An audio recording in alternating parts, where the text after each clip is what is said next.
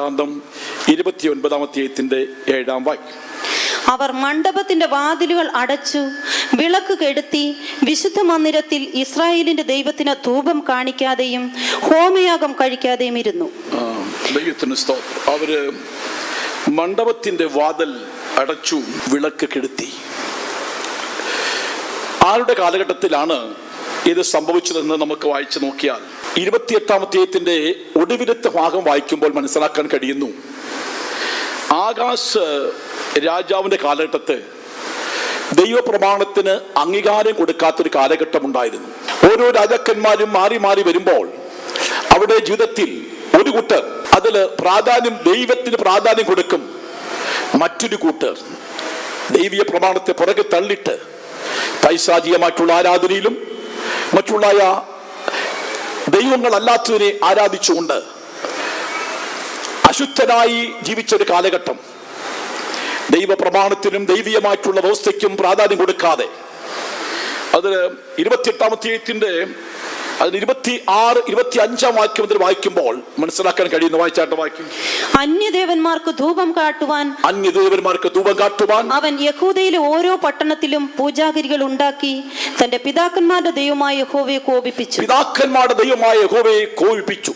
അവന്റെ മറ്റുള്ള വൃത്താന്തങ്ങളും സകല പ്രവൃത്തികളും ആദ്യ അവസാനം യഹൂദയിലെയും ഇസ്രായേലിലെയും രാജാക്കന്മാരുടെ പുസ്തകത്തിൽ എഴുതിയിരിക്കുന്നു. ആഹാസ് തന്റെ പിതാക്കന്മാരെ പോലെ നിദ്ര പ്രാപിച്ചു. അവനെ യെരൂശലേം നഗരത്തിൽ അടക്കം ചെയ്തു. ഇസ്രായേൽ രാജാക്കന്മാരുടെ കല്ലറകളിൽ കൊണ്ടുവന്നില്ല താനും. ദൈവത്തിന് സ്തോത്രം. എന്തുകൊണ്ട് ഇസ്രായേൽ രാജാക്കന്മാരുടെ കല്ലറയിൽ ആകാശത്തില്ല?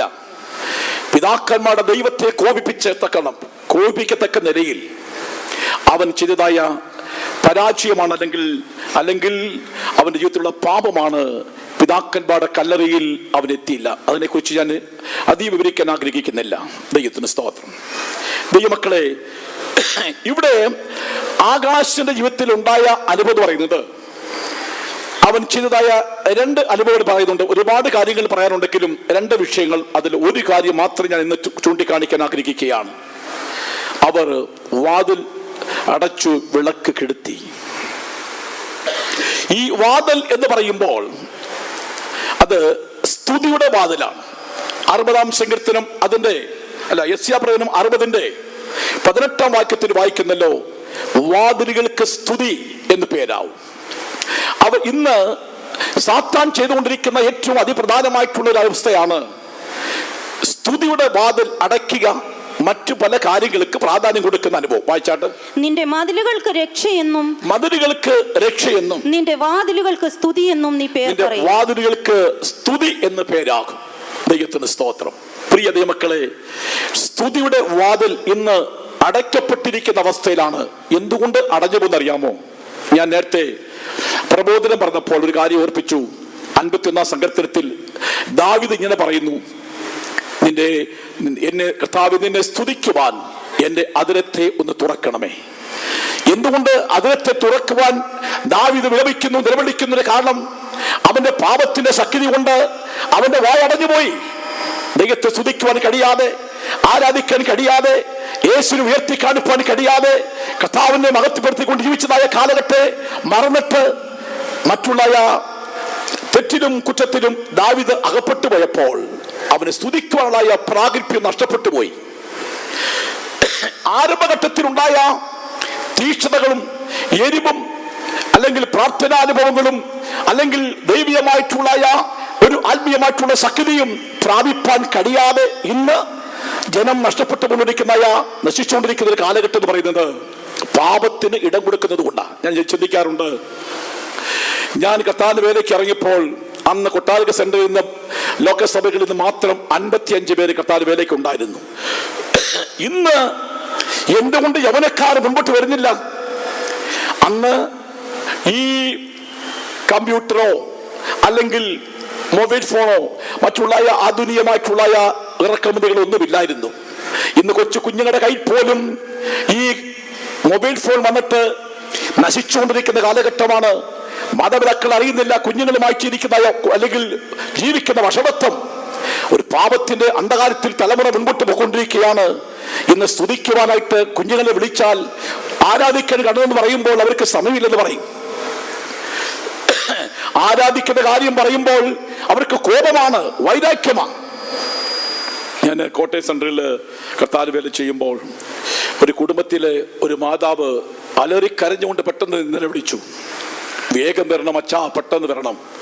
ഞാൻ ഒരു ലുങ്കി ഉടുത്തിരുന്നു, അടുത്ത വീടാ, ഒരു ഹാഫ് കൈ ഷർട്ട് ഇട്ടിരുന്നു.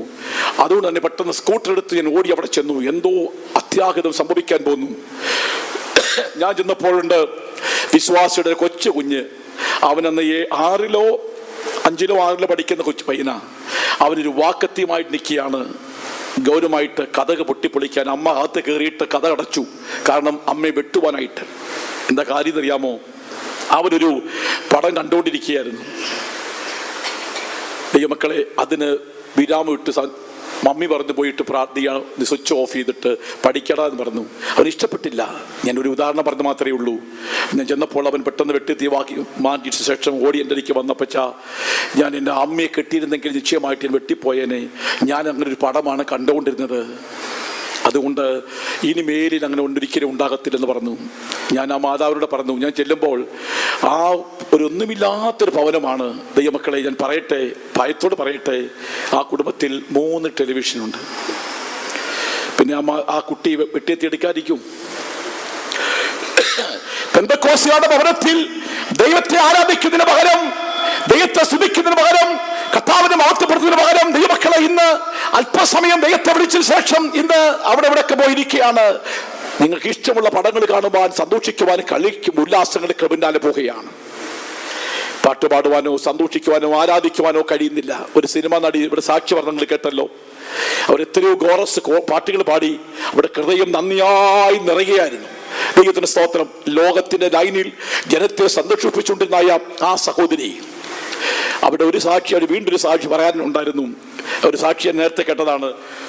അവിടെ പിതാവ് സിനിമയിൽ അഭിനയിച്ച് കിട്ടിയതായ വസ്തുക്കൾ ഉണ്ട്, അല്ലെങ്കിൽ പൊരുക്കൾ ഉണ്ട്, നന്മ രൂപമുണ്ട്, സമ്പാദിച്ചതായ 7 ഭവനം ഉണ്ടായിരുന്നു. ഈ 7 ഭവനവും അത് വിറ്റിട്ട് അവർ സാധുക്കൾക്ക് കൊടുത്തു. ഈ സിനിമയിൽ കിട്ടിയ പണം കൊണ്ടുള്ള സാമ്പത്തികം നമുക്ക് വേണ്ട. ഇവർ ഈ ദക്ഷിണയ്ക്ക് വരാനുള്ള ഏക പ്രധാന കാരണം അറിയാമോ? അവര് ഈ സഹോദരിയാന്ന് തോന്നുന്നു, അവർ അഭിനയിച്ച് കിട്ടിയതായ ഒരു വലിയ എമൗണ്ടുമായിട്ട് നമ്മുടെ ചീഫ് ഫാസ്റ്റർ അടിക്കല് അവര് വിശ്വാസം വിട്ടിട്ട് ഫസ്റ്റിലേ വന്നു. ഞാൻ ഒരു എമൗണ്ടോട് വന്നിരിക്കുകയാണ്, ഫാസ്റ്റർ ഞങ്ങൾക്ക് വേണ്ടി പ്രാർത്ഥിക്കണം. എന്തോ എമൗണ്ടാന്ന് ചോദിച്ചു. എൻ്റെ മകള് ഫസ്റ്റിലെ സിനിമ അഭിനയിച്ചതായ ഒരു കിട്ടിയതായ എമൗണ്ടാണ്, വലിയൊരു എമൗണ്ട് ഉണ്ട്. അപ്പോൾ താൻ പറഞ്ഞു, സിനിമ കാണാൻ പാടില്ല എന്ന് പ്രസംഗിക്കുന്നതായ ഞങ്ങൾ സിനിമയിൽ അഭിനയിച്ചതായിരിക്കുന്ന പൈസ ഞങ്ങൾ വാങ്ങുമോ? അതിനെക്കുറിച്ച് ഉപദേശങ്ങൾ താൻ ചീഫ് ഫാസ്റ്റർ സംസാരിച്ചു. ദൈവത്തിന് സ്തോത്രം. ആശ്ചര്യമായി തോന്നി അവർക്ക്. ഉടനെ അവർ പറഞ്ഞു, ഞങ്ങൾ ഇന്ന പള്ളിക്ക് കൊടുത്തു, ഇന്ന പാസ്റ്റർ കൊടുത്തു, ഇന്ന സ്ഥലത്ത് കൊടുത്തു, അവരെല്ലാം കൈവീട്ടി വാങ്ങിയല്ലോ. അങ്ങനെയെങ്കിൽ അവരെക്കാൾ നിങ്ങൾ ആരാണ് ശ്രേഷ്ഠൻ ആരാണ് ചോദിച്ചപ്പോൾ താൻ ഈ കൂട്ടായ്മയുടെ ശ്രേഷ്ഠതയെക്കുറിച്ചും ഉപദേശത്തിന്റെ ശ്രേഷ്ഠതയെക്കുറിച്ചും അറിയിച്ചു. അന്ന് അവര് പൈസയുമായിട്ട് അവര് തിരിച്ചുപോയി. അവർ ചിന്തിച്ചു, ഇതൊരു മാർക്കം, സത്യമായ മാർക്കമാ, പണത്തിന് ഇരിക്കുന്ന മാർക്കമല്ല. അല്ലെങ്കിൽ എത്രയോ ലക്ഷങ്ങൾ രൂപ കൊണ്ട് വരുമ്പോൾ നിശ്ചയമായും കൈകെട്ടി വാങ്ങാത്ത ആരുണ്ട്? എത്രയോ പാസ്റ്റർമാർ വാങ്ങി, എത്രയോ ശുശ്രൂഷകർ വാങ്ങി, എത്രയോ പള്ളിക്കാർ സ്വീകരിച്ചു, എന്നാൽ എത്രയോ വ്യക്തികൾ വാങ്ങി. പക്ഷേ ഇവരാരും പൈസ വേണ്ടെന്ന് പറയുന്നല്ലോ. അവര് മാർക്കമുണ്ട്. അങ്ങനെയാണ് ഈ മക്കളെ അവർ കുടുംബമായിട്ട് ഈ മാർക്കത്തിലേക്ക് വരാൻ ഇടയായത്. ഇതൊരു പണത്തിന്റെ മാർഗമല്ല. ലോക സന്തോഷങ്ങൾ വേണ്ട എന്ന് വയ്ക്കുന്നുവെങ്കിൽ നിശ്ചയമായിട്ടും മറ്റുള്ളവരെ കർത്താവിലേക്ക് ആകർഷിക്കണമെങ്കിൽ ദൈവ സത്യങ്ങളെ മനസ്സിലാക്കി ഉയർത്തി കാണിക്കണം. എവിടെയും അങ്ങനെ കാത്തു ജീവിക്കുന്ന ദൈവമക്കൾക്കാണ് ദൈവമക്കളെ ഒരു നന്മ കൊടുക്കുന്നത്. അതുകൊണ്ട് സ്തുതിക്കുന്നൊരു അനുഭവം, പ്രാർത്ഥിക്കുന്നൊരു അനുഭവം, ദൈവത്തെ വിളിച്ചപേക്ഷിക്കുന്ന അനുഭവം നമുക്ക് വേണം. അങ്ങനെ എല്ലായ്പ്പോഴും ഏത് സമയത്തും നടപ്പിലും പോക്കിലും വരവിലും എല്ലായ്പ്പോഴും നമ്മുടെ നാവിൽ സ്തുതി സ്തോത്രം അർപ്പിക്കുവാൻ ആഗ്രഹിക്കുന്നവർ, സ്തുതി അർപ്പിച്ചുകൊണ്ടിരിക്കുന്നവർ കരങ്ങൾ ഉയർത്തി ഒരു ഹല്ലേലൂയ പറയട്ടെ. ഹല്ലേലൂയ. ദൈവത്തിന് സ്തോത്രം. ഞാൻ ഇന്ന് നിങ്ങളോട് അല്പമായി സംസാരിക്കാൻ ഉദ്ദേശിക്കുന്ന പറയുന്നത് ഒരേ ഒരു വിഷയം മാത്രമാണ്, വിളക്കിനെ കുറിച്ചാണ്. അവർ വിളക്ക് കെടുത്തി. എന്താണ് ഈ വിളക്ക്? ആത്മീയമായിട്ടുള്ള 3 സത്യങ്ങളെ കുറിച്ച് ഞാൻ നിങ്ങളെ ഓർപ്പിക്കാൻ ആഗ്രഹിക്കുന്നു. ദൈവത്തിന് സ്തോത്രം. വിളക്ക് എന്ന് പറയുമ്പോൾ അത് മത്തായി സുവിശേഷത്തിൽ ഇങ്ങനെ വായിക്കുന്നു, 6-ാം അധ്യായത്തിന്റെ 22-ാം വാക്യത്തിൽ ഇങ്ങനെ വായിക്കുന്നു, ശരീരത്തിന്റെ വിളക്ക് കണ്ണാകുന്നു. വായിച്ചാട്ട്. ശരീരത്തിന്റെ വിളക്ക് കണ്ണാകുന്നു. കണ്ണ് ചൊവ്വുള്ളതെങ്കിൽ നിന്റെ ശരീരം മുഴുവനും പ്രകാശിതമായിരിക്കും. ശരീരത്തിന്റെ വിളക്ക് കണ്ണാകുന്നു. ശരീരം ചൊവ്വുള്ളതെങ്കിൽ കണ്ണ് പ്രകാശിക്കും. കണ്ണ് ചൊവ്വുള്ളതെങ്കിൽ നിന്റെ ശരീരം മുഴുവനും പ്രകാശിതമായി. ശരീരം ചൊവ്വുള്ളതെങ്കിൽ കണ്ണ് പ്രകാശിക്കും. അങ്ങനെ പറയാം. ദൈവത്തിന് സ്തോത്രം. കണ്ണ് ചൊവ്വാണെങ്കിൽ ശരീരം പ്രകാശിക്കുമെങ്കിൽ, ശരീരം ചൊവ്വായിട്ടിരിക്കുന്നെങ്കിൽ നിന്റെ കണ്ണ് പ്രകാശിക്കും. ശരീരത്തിന്റെ വിളക്ക് കണ്ണ്. ഈ കണ്ണ് പ്രകാശിക്കണമെങ്കിൽ നിശ്ചയമായിട്ടും ദൈവമക്കളെ നമ്മുടെ ജീവിതത്തിൽ ശരീരം പരിശുദ്ധതയെ സൂക്ഷിക്കുന്നവരായിരിക്കണം. 1 സമൂയേൽ പുസ്തകത്തിൽ വായിക്കുന്നു, സമൂയേലിനെ കുറിച്ച് പറയുമ്പോൾ സമൂയേൽ വിളക്ക് കെടുന്നതിന് മുൻപ് പോയി കിടന്നു എന്ന് വായിക്കുന്നു. എന്താണ് അതിന്റെ സത്യം? 1 സമൂയേൽ പുസ്തകം 3-ാം അധ്യായത്തിന്റെ 3-ാം വാക്യം. സമൂയേൽ ദൈവത്തിന്റെ പെട്ടകം ഇരിക്കുന്ന യഹോവയുടെ മന്ദിരത്തിൽ ദൈവത്തിന്റെ വിളക്ക് കെടുന്നതിന് മുൻപേ ചെന്ന് കിടന്നു. ദൈവത്തിന്റെ വിളക്ക് കെടുന്നതിന് മുൻപേ പോയി കിടന്നു.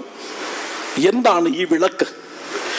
ശരീരത്തിന്റെ വിളക്ക് കണ്ണാണെങ്കിൽ വിളക്ക് കെടുന്നതിന് മുൻപായിട്ട് പോയി കിടക്കുന്നു എന്ന് പറയുമ്പോൾ, കിടക്ക കഴിഞ്ഞ രാത്രി നമ്മൾ കേട്ടല്ലോ, കിടക്ക എന്ന് പറയുമ്പോൾ അതൊരു സ്വസ്ഥതയുടെ അനുഭവത്തെ കാണിക്കുന്നു. ദൈവമക്കളെ, വിളക്ക് കെടുന്നതിന് മുൻപായിട്ട് താന് വിശ്രമിച്ചതായ ഘട്ടത്തിലാണ് ദിവ്യ ദർശനം സമൂയേലിൽ ഉണ്ടായത്. ദിവ്യ ദർശനം നമുക്ക് ഉണ്ടാകണമെങ്കിൽ നമ്മുടെ കണ്ണ് മങ്ങാതെ വണ്ണം നമ്മൾ സൂക്ഷിക്കണം. അത് മാത്രമല്ല, ഈ കണ്ണിൽ ഇരുട്ട് കയറിയാൽ മറ്റൊന്നും കാണാൻ കഴിയില്ല. കണ്ണിന് കാഴ്ച ഉറഞ്ഞു പോയാൽ, അന്ധനായിരുന്നാൽ ഈ ലോകത്തെ വസ്തുക്കളൊന്നും കാണാൻ കഴിയുന്നില്ലല്ലോ. എപ്പോഴും നിശ്ചയമായും മനുഷ്യരെ കാണണമെങ്കിൽ, ശുശ്രൂഷകരെ കാണണമെങ്കിൽ, മറ്റുള്ള ഓരോ വസ്തുക്കൾ, വഴികൾ കാണണമെങ്കിൽ കണ്ണ് പ്രകാശിക്കണം. കണ്ണ് പ്രകാശം ഇല്ല എങ്കിൽ നമുക്ക് കാണേണ്ടവരെ കാണാൻ കഴിയുന്നില്ല. ഈ കണ്ണ് പ്രകാശിക്കുക എന്ന് പറയുമ്പോൾ അതിന് മനസ്സിലാക്കാൻ കഴിയുന്നത് ആന്തരികമായിട്ടുള്ള വെളിപ്പാടാണ്. എഫേസ്യർ വായിക്കുന്നല്ലോ, നിങ്ങളുടെ ഹൃദയ ദൃഷ്ടി പ്രകാശിക്കപ്പെട്ടിട്ട് നിങ്ങളുടെ വിളിയാലുള്ള ആശ ഇന്നതെന്നും വിശുദ്ധന്മാരുടെ അവകാശത്തിന്റെ മഹിമാതനമിന്നതെന്നും വായിച്ചാട്ട് വാക്യം. എഫേസ്യർ 1:18 വാക്യം. അവന്റെ വിളിയാലുള്ള ആശ ഇന്നതെന്നും നിങ്ങളുടെ ഹൃദയദൃഷ്ടി പ്രകാശിച്ചിട്ട് അവന്റെ വിളിയാലുള്ള ആശ ഇന്നതെന്നും. ഹൃദയദൃഷ്ടി പ്രകാശിപ്പിച്ചിട്ട് അവന്റെ വിളിയാലുള്ള ആശ ഇന്നതെന്നും വിശുദ്ധന്മാരിൽ അവന്റെ അവകാശത്തിന്റെ വിശുദ്ധന്മാരിൽ തങ്ങളുടെ അവകാശത്തിന്റെ മഹിമാതനം ഇന്നതെന്നും അവന്റെ ബലത്തിന്റെ വല്ലഭത്വത്തിന്റെ വ്യാപാരത്താൽ വിശ്വസിക്കുന്ന നമുക്ക് വേണ്ടി വ്യാപരിക്കുന്ന അവന്റെ ശക്തിയുടെ അളവറ്റ വലിപ്പം ഇന്നതെന്നും നിങ്ങൾ അറിയേണ്ടതിനും പ്രാർത്ഥിക്കുന്നു. ദൈവത്തിന് സ്തോത്രം. ദൈവമക്കളെ, വിളിയെക്കുറിച്ച് അറിയണമെങ്കിൽ നമ്മുടെ ഹൃദയ ദൃഷ്ടി, കണ്ണ് പ്രകാശിക്കണം. ഹൃദയത്തിൽ ഒരു കണ്ണുണ്ട്, അത് പ്രകാശിക്കണം.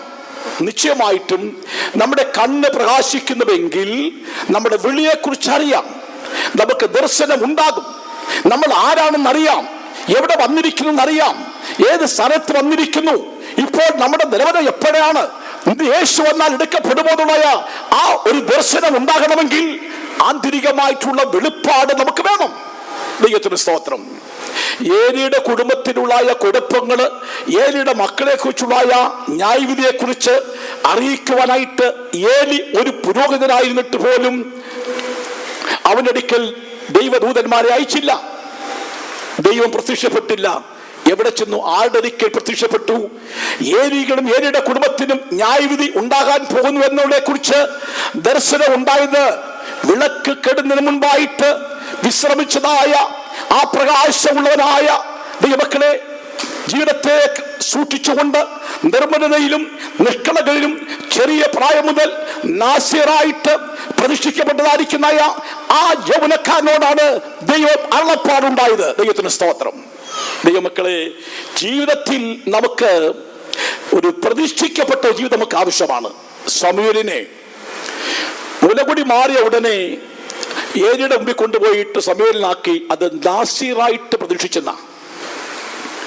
നാസീർ വ്രതം അനുഷ്ഠിക്കുന്ന ഒരുവന് നിശ്ചയമായിട്ടും അവന് തലമുടി പിച്ചിപ്പറിക്കരുത്, വസ്ത്രം കീറാൻ പാടില്ല.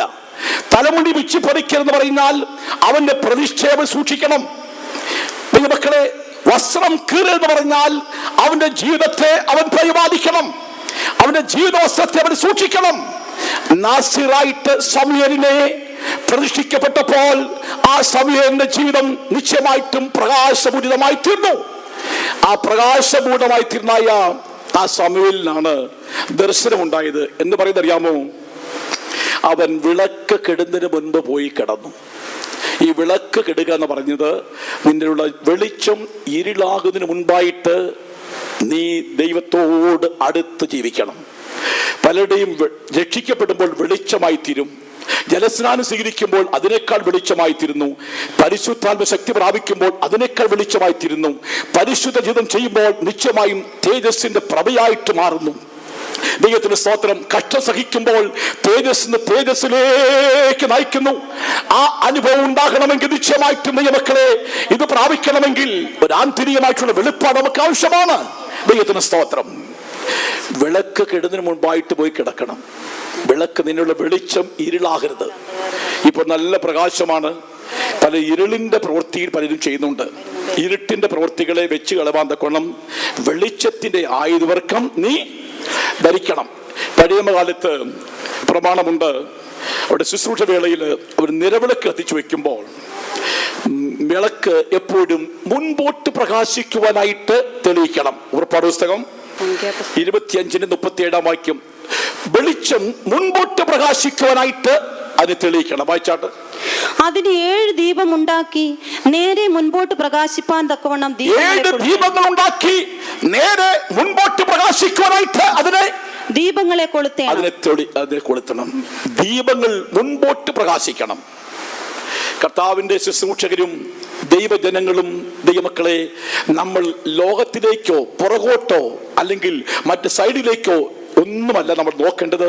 നമ്മൾ മുൻപോട്ട് പോയിട്ട് പ്രകാശം കൊടുത്ത് കർത്താവിന്റെ മാർഗത്തിന് വേണ്ടി അവസാനിക്കണം. നമ്മുടെ ദൈവം നമ്മെ കൊണ്ടുവന്നിരിക്കുന്ന പറയുന്നത് മുൻപോട്ട് പോയിട്ട് പ്രകാശം കൊടുത്ത് അവസാനിക്കാൻ വേണ്ടിയാണ്. നമ്മുടെ പ്രകാശം ഒരിക്കലും ഇരുട്ടായി പോരുത്. പ്രകാശത്തിൽ ആ പ്രകാശം വിട്ടുമാറുമ്പോൾ ഇരുട്ടാണല്ലോ. എന്നാൽ ഇരുട്ടിലേക്ക് വെളിച്ചം വരുമ്പോൾ ഇരുട്ട് മാറിപ്പെടുകയാണ്. നിന്നിലുള്ള വെളിച്ചം ഇരുട്ടായാൽ ഇരുട്ടെത്ര വലിയത്. നിന്നുള്ള വെളിച്ചം ഇരുട്ടായാൽ ഇരുട്ടെത്ര ഭയങ്കരമാണ്.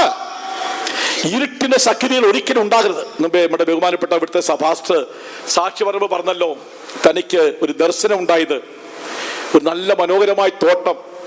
ആ തോട്ടത്തിൽ പല ക്രൂരമായ മൃഗങ്ങളുണ്ട്. കടുവയും സിംഹവും പുലിയും എന്നെല്ലാം. ദൈവത്തിന്റെ സ്തോത്രം. പക്ഷേ അതെല്ലാം പാസ്റ്റർ, ബഹുമാനപ്പെട്ട പാസ്റ്റർ എന്ത് ചെയ്യുന്നു?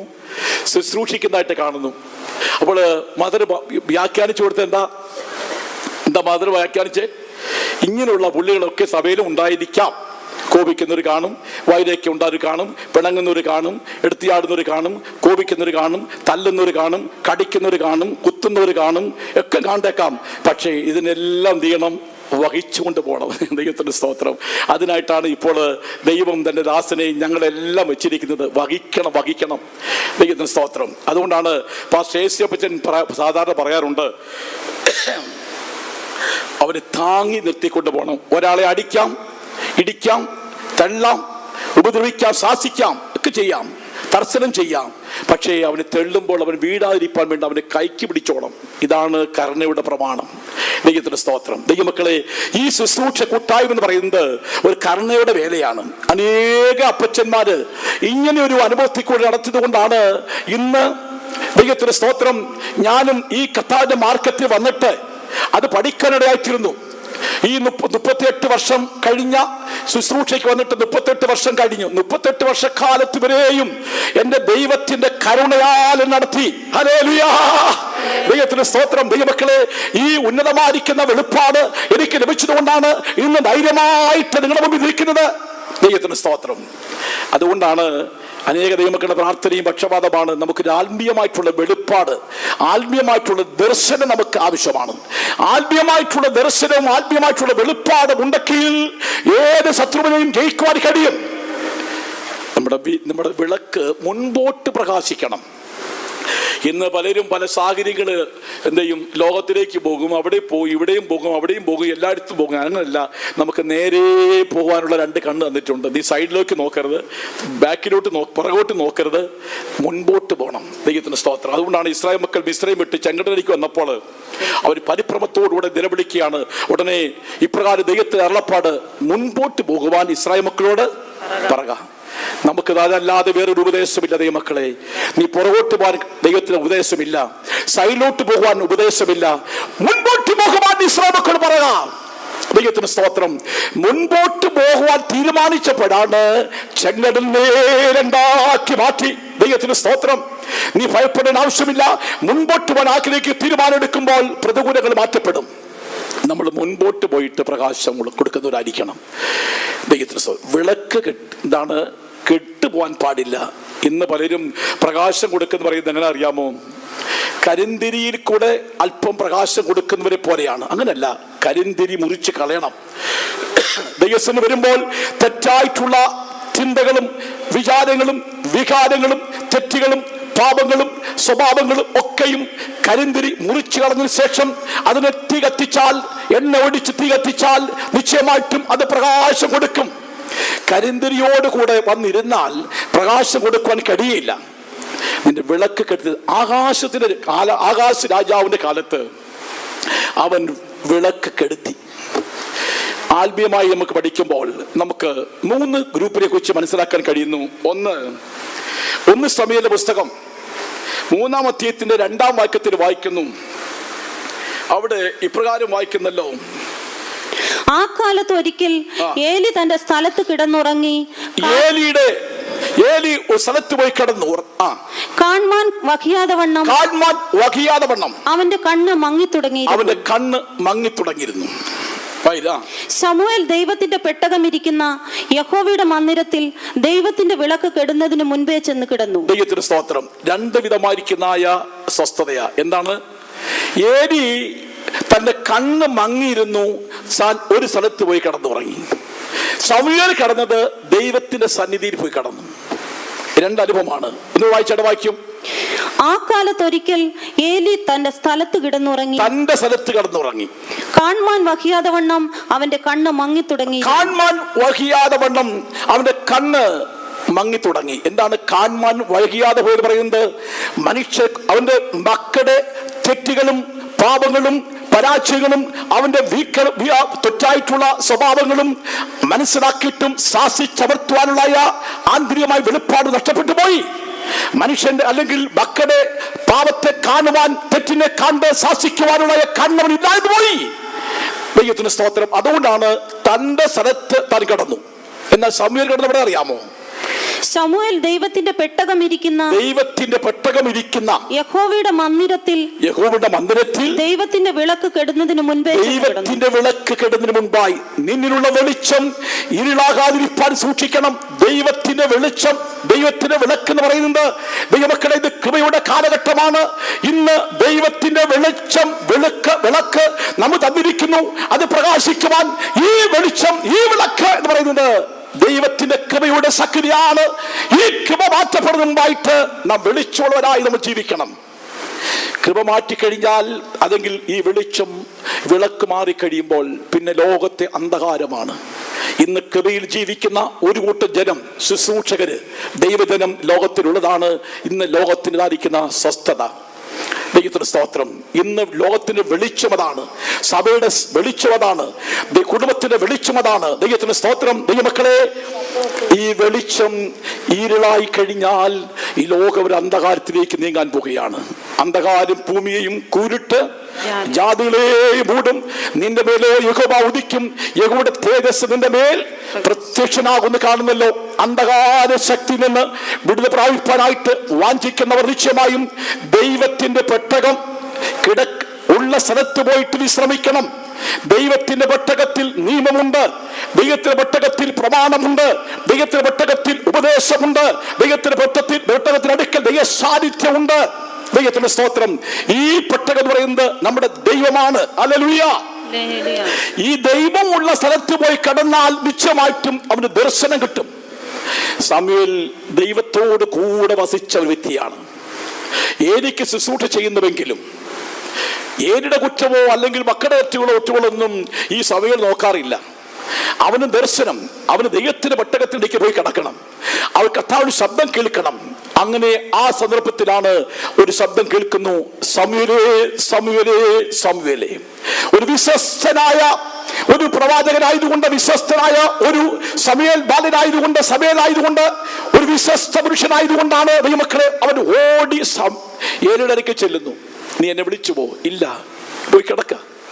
വീണ്ടും ദൈവത്തിന്റെ ആത്മാവ് അവനെ വിളി സംസാരിക്കുന്നു, എന്നെ വിളിച്ചു പോ. അനുസരണമുള്ള ശമൂവേൽ ഓടി ചെല്ലുന്നു. ഇല്ല, ഞാൻ നിന്നെ വിളിച്ചില്ല. മൂന്നാമത് പറയുന്നു, ഇനി നിന്നെ വിളിച്ചാൽ ഇങ്ങനെ പറയണം, അരുളി ചെയ്യണമേ, അടിയൻ കേൾക്കുന്നു. ദൈവത്തിന്റെ സ്തോത്രം. അപ്പോഴാണ് ഏലിക്ക് മനസ്സിലായത് ദൈവമാണ് ശമൂവേലിനെ വിളിച്ചത്. ദൈവം വിളിക്കണമെങ്കിൽ എവിടെ പോയി കിടക്കണം? ദൈവ ഉള്ള സ്ഥലത്ത്, ദൈവ സാന്നിധ്യം ഉള്ള ഇടത്ത് പോയിട്ട് കിടക്കണം. ഒരിക്കലൊരു സഹോദരി സാക്ഷി പറഞ്ഞു, പ്രിയമുള്ളവരെ, ഞാൻ ഇന്ന ആശുപത്രിയിൽ കിടക്കയിലായിരിക്കുമ്പം ദൈവം പ്രത്യക്ഷപ്പെട്ടു, എന്നോട് കർത്താവ് സംസാരിച്ചെന്ന്.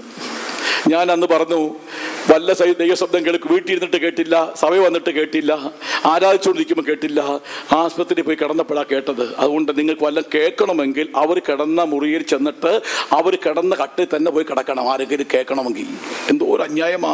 ഇവിടെ എങ്ങും കർത്താവ് പറയാതെ നേരെ അവിടെ പോയിരിക്കുന്നു പറയാനായിട്ട്. അങ്ങനാണോ? എത്ര ആശ്ചര്യമായിരിക്കുന്നു. അതൊക്കെ ഒരു പറഞ്ഞായിരിക്കാം, എനിക്കറിയത്തില്ല. പക്ഷേ ദൈവത്തിന്റെ അരുളപ്പാട് കേൾക്കണമെങ്കിൽ, ദൈവശബ്ദം കേൾക്കണമെങ്കിൽ നിശ്ചയമായിട്ടും നിങ്ങൾ എവിടെ കിടക്കണം? ദൈവത്തോട് കൂടെ വിശ്രമിക്കുന്ന അനുഭവം ഉണ്ടാകണം. ദൈവത്തിന് സ്തോത്രം. ഞാൻ വിളക്ക് കെടുന്നതിന് മുൻപ് പോയിട്ട് ശമൂവേൽ കിടന്നപ്പോൾ അവനൊരു ദൈവശബ്ദം കേട്ടു. ഏലിയും ഏലിയുടെ കുടുംബത്തെ കുറിച്ചുള്ള ന്യായവിധിയെ കുറിച്ച്. ഏലിയുടെ കണ്ണ് മങ്ങിയിരുന്നത് കൊണ്ട്, ആന്തരികമായിട്ടുള്ള കണ്ണും പുറമേയുള്ള കണ്ണും മങ്ങിപ്പോയത് കൊണ്ട് അവന് ദൈവശബ്ദം കേൾക്കുവാൻ കഴിഞ്ഞില്ല. ഈ ഏലിയുടെ കുടുംബത്തെ കുറിച്ച്, ഏലിയുടെ മക്കളെ കുറിച്ച് പറഞ്ഞപ്പോൾ ഏലി എന്താ പറഞ്ഞറിയാമോ? യഹോവേ അല്ലയോ അവന്റെ ഇഷ്ടം പോലെ നടക്കട്ടെ. അങ്ങനെയല്ലേ? അങ്ങനെ ഇത്ര വാക്യമാ, യഹോവേ അല്ലയോ അവന് ഇഷ്ടം പോലെ ചെയ്യട്ടെന്ന്.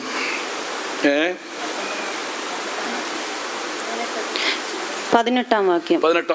അങ്ങനെ ശമൂവേൽ സകലവും അവനെ അറിയിച്ചു, ഒന്നും മറച്ചില്ല. എന്നാറെ അവൻ യഹോവയല്ലോ തന്റെ ഇഷ്ടം പോലെ ചെയ്യട്ടെ എന്ന് പറഞ്ഞു. യഹോവയല്ലോ അവന്റെ ഇഷ്ടം പോലെ ചെയ്യട്ടെ. അവന്റെ തെറ്റിനെ തിരുത്തുന്നതിന് പകരം, മക്കളുടെ തെറ്റിനെ തിരുത്തുന്നതിന് പകരം, അവനായിരിക്കുന്ന വീക്കൻസ് അല്ലെങ്കിൽ പാപശക്തികളെ തിരുത്തുന്നതിന് പകരം ഇങ്ങനെ പറയാണ്, യഹോവയല്ലയോ അവന് ഇഷ്ടം പോലെ ചെയ്യട്ടെ എന്ന് പറഞ്ഞ് ആശ്വസിപ്പിക്കുന്ന അനുഭവമല്ല സംഭവിച്ചെന്നറിയാമോ? ഏലിയുടെ മക്കൾക്ക് ന്യായവിധി ഉണ്ടായി. ഇത് കേട്ടപ്പോൾ ശൂലിച്ചനായ ഒരു സ്കെലറ്റ് മനുഷ്യൻ അത് വർത്തമാനം കേട്ട ശേഷം അവൻ പുറകോട്ട് വീണ് കഴുത്തൊടിഞ്ഞ് അവൻ മരിച്ചു. ന്യായവിധി ഉണ്ടായി. നോക്ക്, വചനം വായിക്കുന്നത്, ന്യായവിധി ദൈവഗ്രഹത്തിൽ ആരംഭിപ്പാൻ സമയമായല്ലോ. അത് നമ്മിൽ തുടങ്ങിയാൽ സുവിശേഷം അനുസരിക്കാത്ത ഗതി എന്തായിത്തീരും? ഒന്നാമതായിട്ട് ന്യായവിധി ഉണ്ടാകുന്നത് ദൈവഗ്രഹത്തിലാണ്. പ്രമാണം ലഭിച്ച കുടുംബം, ഉപദേശം ലഭിച്ച കുടുംബം, പ്രമാണങ്ങളും ഉപദേശങ്ങളും ആദർശങ്ങളും ഒക്കെ ലഭിച്ച കുടുംബം, ദൈവമക്കൾ അവർ ആ പ്രമാണം വിട്ടിട്ട് ലോകത്തിന് പിന്നാലെ, പാപത്തിന്റെ പിന്നാലെ, ലോക ഇമ്പങ്ങളുടെ പിന്നാലെ, ദൈവമായിട്ടുള്ള ബന്ധമില്ലാതെ നിന്റെ ആന്തരികമായിട്ടുള്ള കണ്ണ്, നിന്റെ പുറമേ ഉള്ള കണ്ണ് മങ്ങനായിട്ട് നീ കടന്നുപോയാൽ നിശ്ചയമായിട്ട് ദൈവമക്കളെ നിനക്കൊന്നും ചേർ കഴിയില്ല. ഞാൻ ഒരു കാര്യം ഓർക്കുകയാണ്. ഞാൻ പുനലൂര് ദൈവജനം സംസാരിച്ചപ്പോൾ ഞാൻ പറയുണ്ടായി, ഞങ്ങളെ സുവിശേഷ വേലയ്ക്ക് എടുത്തതായ ഒരു സമയം, ഞങ്ങളെ കർത്താവ് വേലയ്ക്കായിട്ട് വേർതിരിക്കാൻ വന്നത് പാസ്റ്റർ സി ജോണാണ്. അദ്ദേഹത്തിന് പുറമേയുള്ള കണ്ണ് കംപ്ലീറ്റ് പോയതാ. എന്നാൽ അകത്ത് കണ്ണുള്ളവനാണ് വിശുദ്ധനായ പാസ്റ്റർ സി ജോൺ. പാസ്റ്റർ ഏസ്യപ്പത്തിന് സുഖമില്ലാത്തതുകൊണ്ട് ഞങ്ങളെ വേലയ്ക്കെടുക്കാനായിട്ട് തന്നെ അയച്ചു. തൻ്റെ കയ്യിൽ ഒരു വടി ഉണ്ടായിരുന്നു. ഒരാളുടെ സഹായത്തോടെ ഞങ്ങൾ ഇരുന്നതിന്റെ മുമ്പിൽ കൊണ്ട് നിർത്തി, വടിയങ്ങ് മാറ്റി, ആളങ്ങ് മാറി. ഒരു അന്ധനായ മനുഷ്യൻ, പുറമെ കണ്ണ് കാഴ്ചയില്ലാത്ത വ്യക്തി അവിടെ നിൽക്കുകയാണ്. ഞാൻ പറയട്ടെ, ആന്തരികമായി വെളിപ്പാടിനെ, ഹൃദയത്തിന്റെ വെളിച്ചത്തെ കുറിച്ച് പറയാനായിട്ടാണ് പറഞ്ഞത്. 55 പേര് ഞങ്ങളുടെ ഇരിക്കുന്നു. എൻ്റെ അടുത്തിരുന്ന മൂന്നാമത്തെ ആള് പറഞ്ഞു, ജോസഫ് കുട്ടി, ആത്മാവിൽ നിറയരുത്, ഇയാൾ ഈ മൗനമായിരുന്നോണം. പാസ്റ്റർ സി ജോണിന് കണ്ണ് കാഴ്ചയില്ലാത്ത ആളാ. അദ്ദേഹം വന്ന് നിങ്ങൾ തലയെ കൈവെക്കാൻ വരുമ്പോൾ നീ ആത്മാവിൽ നിന്നുകൊണ്ടിരിക്കുമ്പോൾ തല വന്ന് പുള്ളിയുടെ താടി ഇടിക്കും. ഇതാണ് പുള്ളി എൻ്റെ എനിക്ക് അത് പറഞ്ഞുകൊണ്ടിരിക്കുന്നത്. യവൻ പറയുന്ന കാര്യങ്ങൾ കേട്ടുകൊണ്ടിരിക്കുന്നത് ഞാൻ എന്നെ പ്രാർത്ഥിക്കുക, കർത്താവേ വിശുദ്ധന്മാരെ ശുശ്രൂഷയെ കൊള്ളാങ്കിൽ എടുക്കണമെന്ന് ഞാൻ പ്രാർത്ഥിക്കുന്നത്. അവർക്ക് തുണി കഴുകാൻ കൊള്ളാമെങ്കിൽ ദൈവമേ അവർക്ക് ശുശ്രൂഷയെ കൊള്ളാങ്കിൽ എടുക്കണമെന്ന് ഞാൻ പ്രാർത്ഥില്ല. വേറെ ഒരു കഴിവ് എനിക്കില്ല. ഇങ്ങനെ പ്രാർത്ഥിച്ചുകൊണ്ടിരുന്നപ്പോൾ പെട്ടെന്ന് എൻ്റെ തലയിൽ കൈ വീണു. ഞാൻ അല്പം കഴിഞ്ഞ് നോക്കിയപ്പോഴുണ്ട് പാസ്റ്റർ സി ജോണ് നിന്നോട് തന്നെ നിൽപ്പുണ്ട്. ഞാൻ വിചാരിച്ചു എന്നെ മാത്രമേ എടുത്തോളന്ന്. അല്ല പ്രിയമുള്ളവരെ, ഈ 55 പേരുടെ ഇടയിലും സിസ്റ്റേഴ്സ് 7 ലൈനും ബ്രദേഴ്സ് 5 ലൈനും ഇടുന്നു. ഇത്രയും പേരുടെ ഇടയിൽ ഒരു മനുഷ്യന്റെ സഹായമില്ലാതെ പരിശുദ്ധാത്മാവ് ഇത്രയും പേരുടെ ഇടയിൽ പോയിട്ട് കൈവച്ചെടുക്കലെടുത്തു. 5 പേരെ അന്ന് വേദക്കെടുത്തില്ല. ഈ അഭിഷേകം പ്രാപിക്കുന്ന പറഞ്ഞ വ്യക്തിയുടെ തലയിലും കൈവച്ചില്ല. ഓക്കെ, പരിശുദ്ധാത്മാവിന്റെ ശക്തി അവന് വേലക്കെടുത്തില്ല. വേലക്കെടുക്കാത്തവരെ, കൈവെക്കാത്തവരെ മാറ്റുവാനായിട്ട് പുറകെ വിശുദ്ധന്മാർ ഓടുകയായിരുന്നു. സഹോദരന്മാരുടെ ഭാഗത്ത് മധുരമാര് പമ്പരം പോലെ പറക്കുമായിരുന്നു, ഓടുകയായിരുന്നു എന്ന് പറഞ്ഞു. ഞാൻ കേട്ടു. ദൈവത്തിന്റെ സ്തോത്രം. കൈവെക്കാത്തവരെ മാറ്റുവാനായിട്ട് 5 പേരെ എടുത്തില്ല. അതിനുശേഷം പാസ്റ്റർ സി ജോണിനെ കൊണ്ട് നിർത്തിയ സ്ഥലത്ത് താൻ വന്ന് നിന്നു. പിന്നെ കൈക്ക് പിടിച്ചോണ്ട് പോയി. ദൈവത്തിന്റെ സ്തോത്രം. ദൈവമക്കളെ, ആരാണ് ഞങ്ങളെ അധ്യക്ഷന്മാരാക്കിയത്? പരിശുദ്ധാത്മാവ്. വിശുദ്ധനിൽ എന്തുണ്ടായിരുന്നു? ആന്തരികമായിട്ടുള്ള കണ്ണ്. പുറമേയുള്ള കണ്ണ് മങ്ങിപ്പോയെങ്കിലും, പുറമേയുള്ള കണ്ണ് കാഴ്ചയിലെങ്കിലും, ആന്തരികമായുള്ള കണ്ണുകൊണ്ട് ദൈവമക്കളെ കാണേണ്ടവരെ കാണുവാൻ യവന് കുഴപ്പടിയാണ്, യവനെ വേണ്ട, യവനെ വേണ്ട, യവനെ വേണം എന്ന് പറഞ്ഞ് തിരഞ്ഞെടുക്കാനായുള്ള ശക്തി ഈ വിശുദ്ധനുണ്ടായിരുന്നെങ്കിൽ അതാണ് ശുശ്രൂഷ, കൈവെപ്പ് ശുശ്രൂഷ. ഹല്ലേലൂയ. ഇതാണ് പരിശുദ്ധാത്മാവ്. അല്ലാതെ പോയിട്ട് 10 വർഷം ബൈബിൾ കോളേജിൽ പഠിച്ച് 4 വർഷം ബൈബിൾ കോളേജിൽ പഠിച്ച് എടുക്കുന്ന മാർഗമല്ല ഇത്. DD അല്ലെങ്കിൽ ഒരു ഡിഗ്രി കരസ്ഥമാക്കി കൊണ്ടുവരുന്ന ശുശ്രൂഷ അല്ല ഇത്.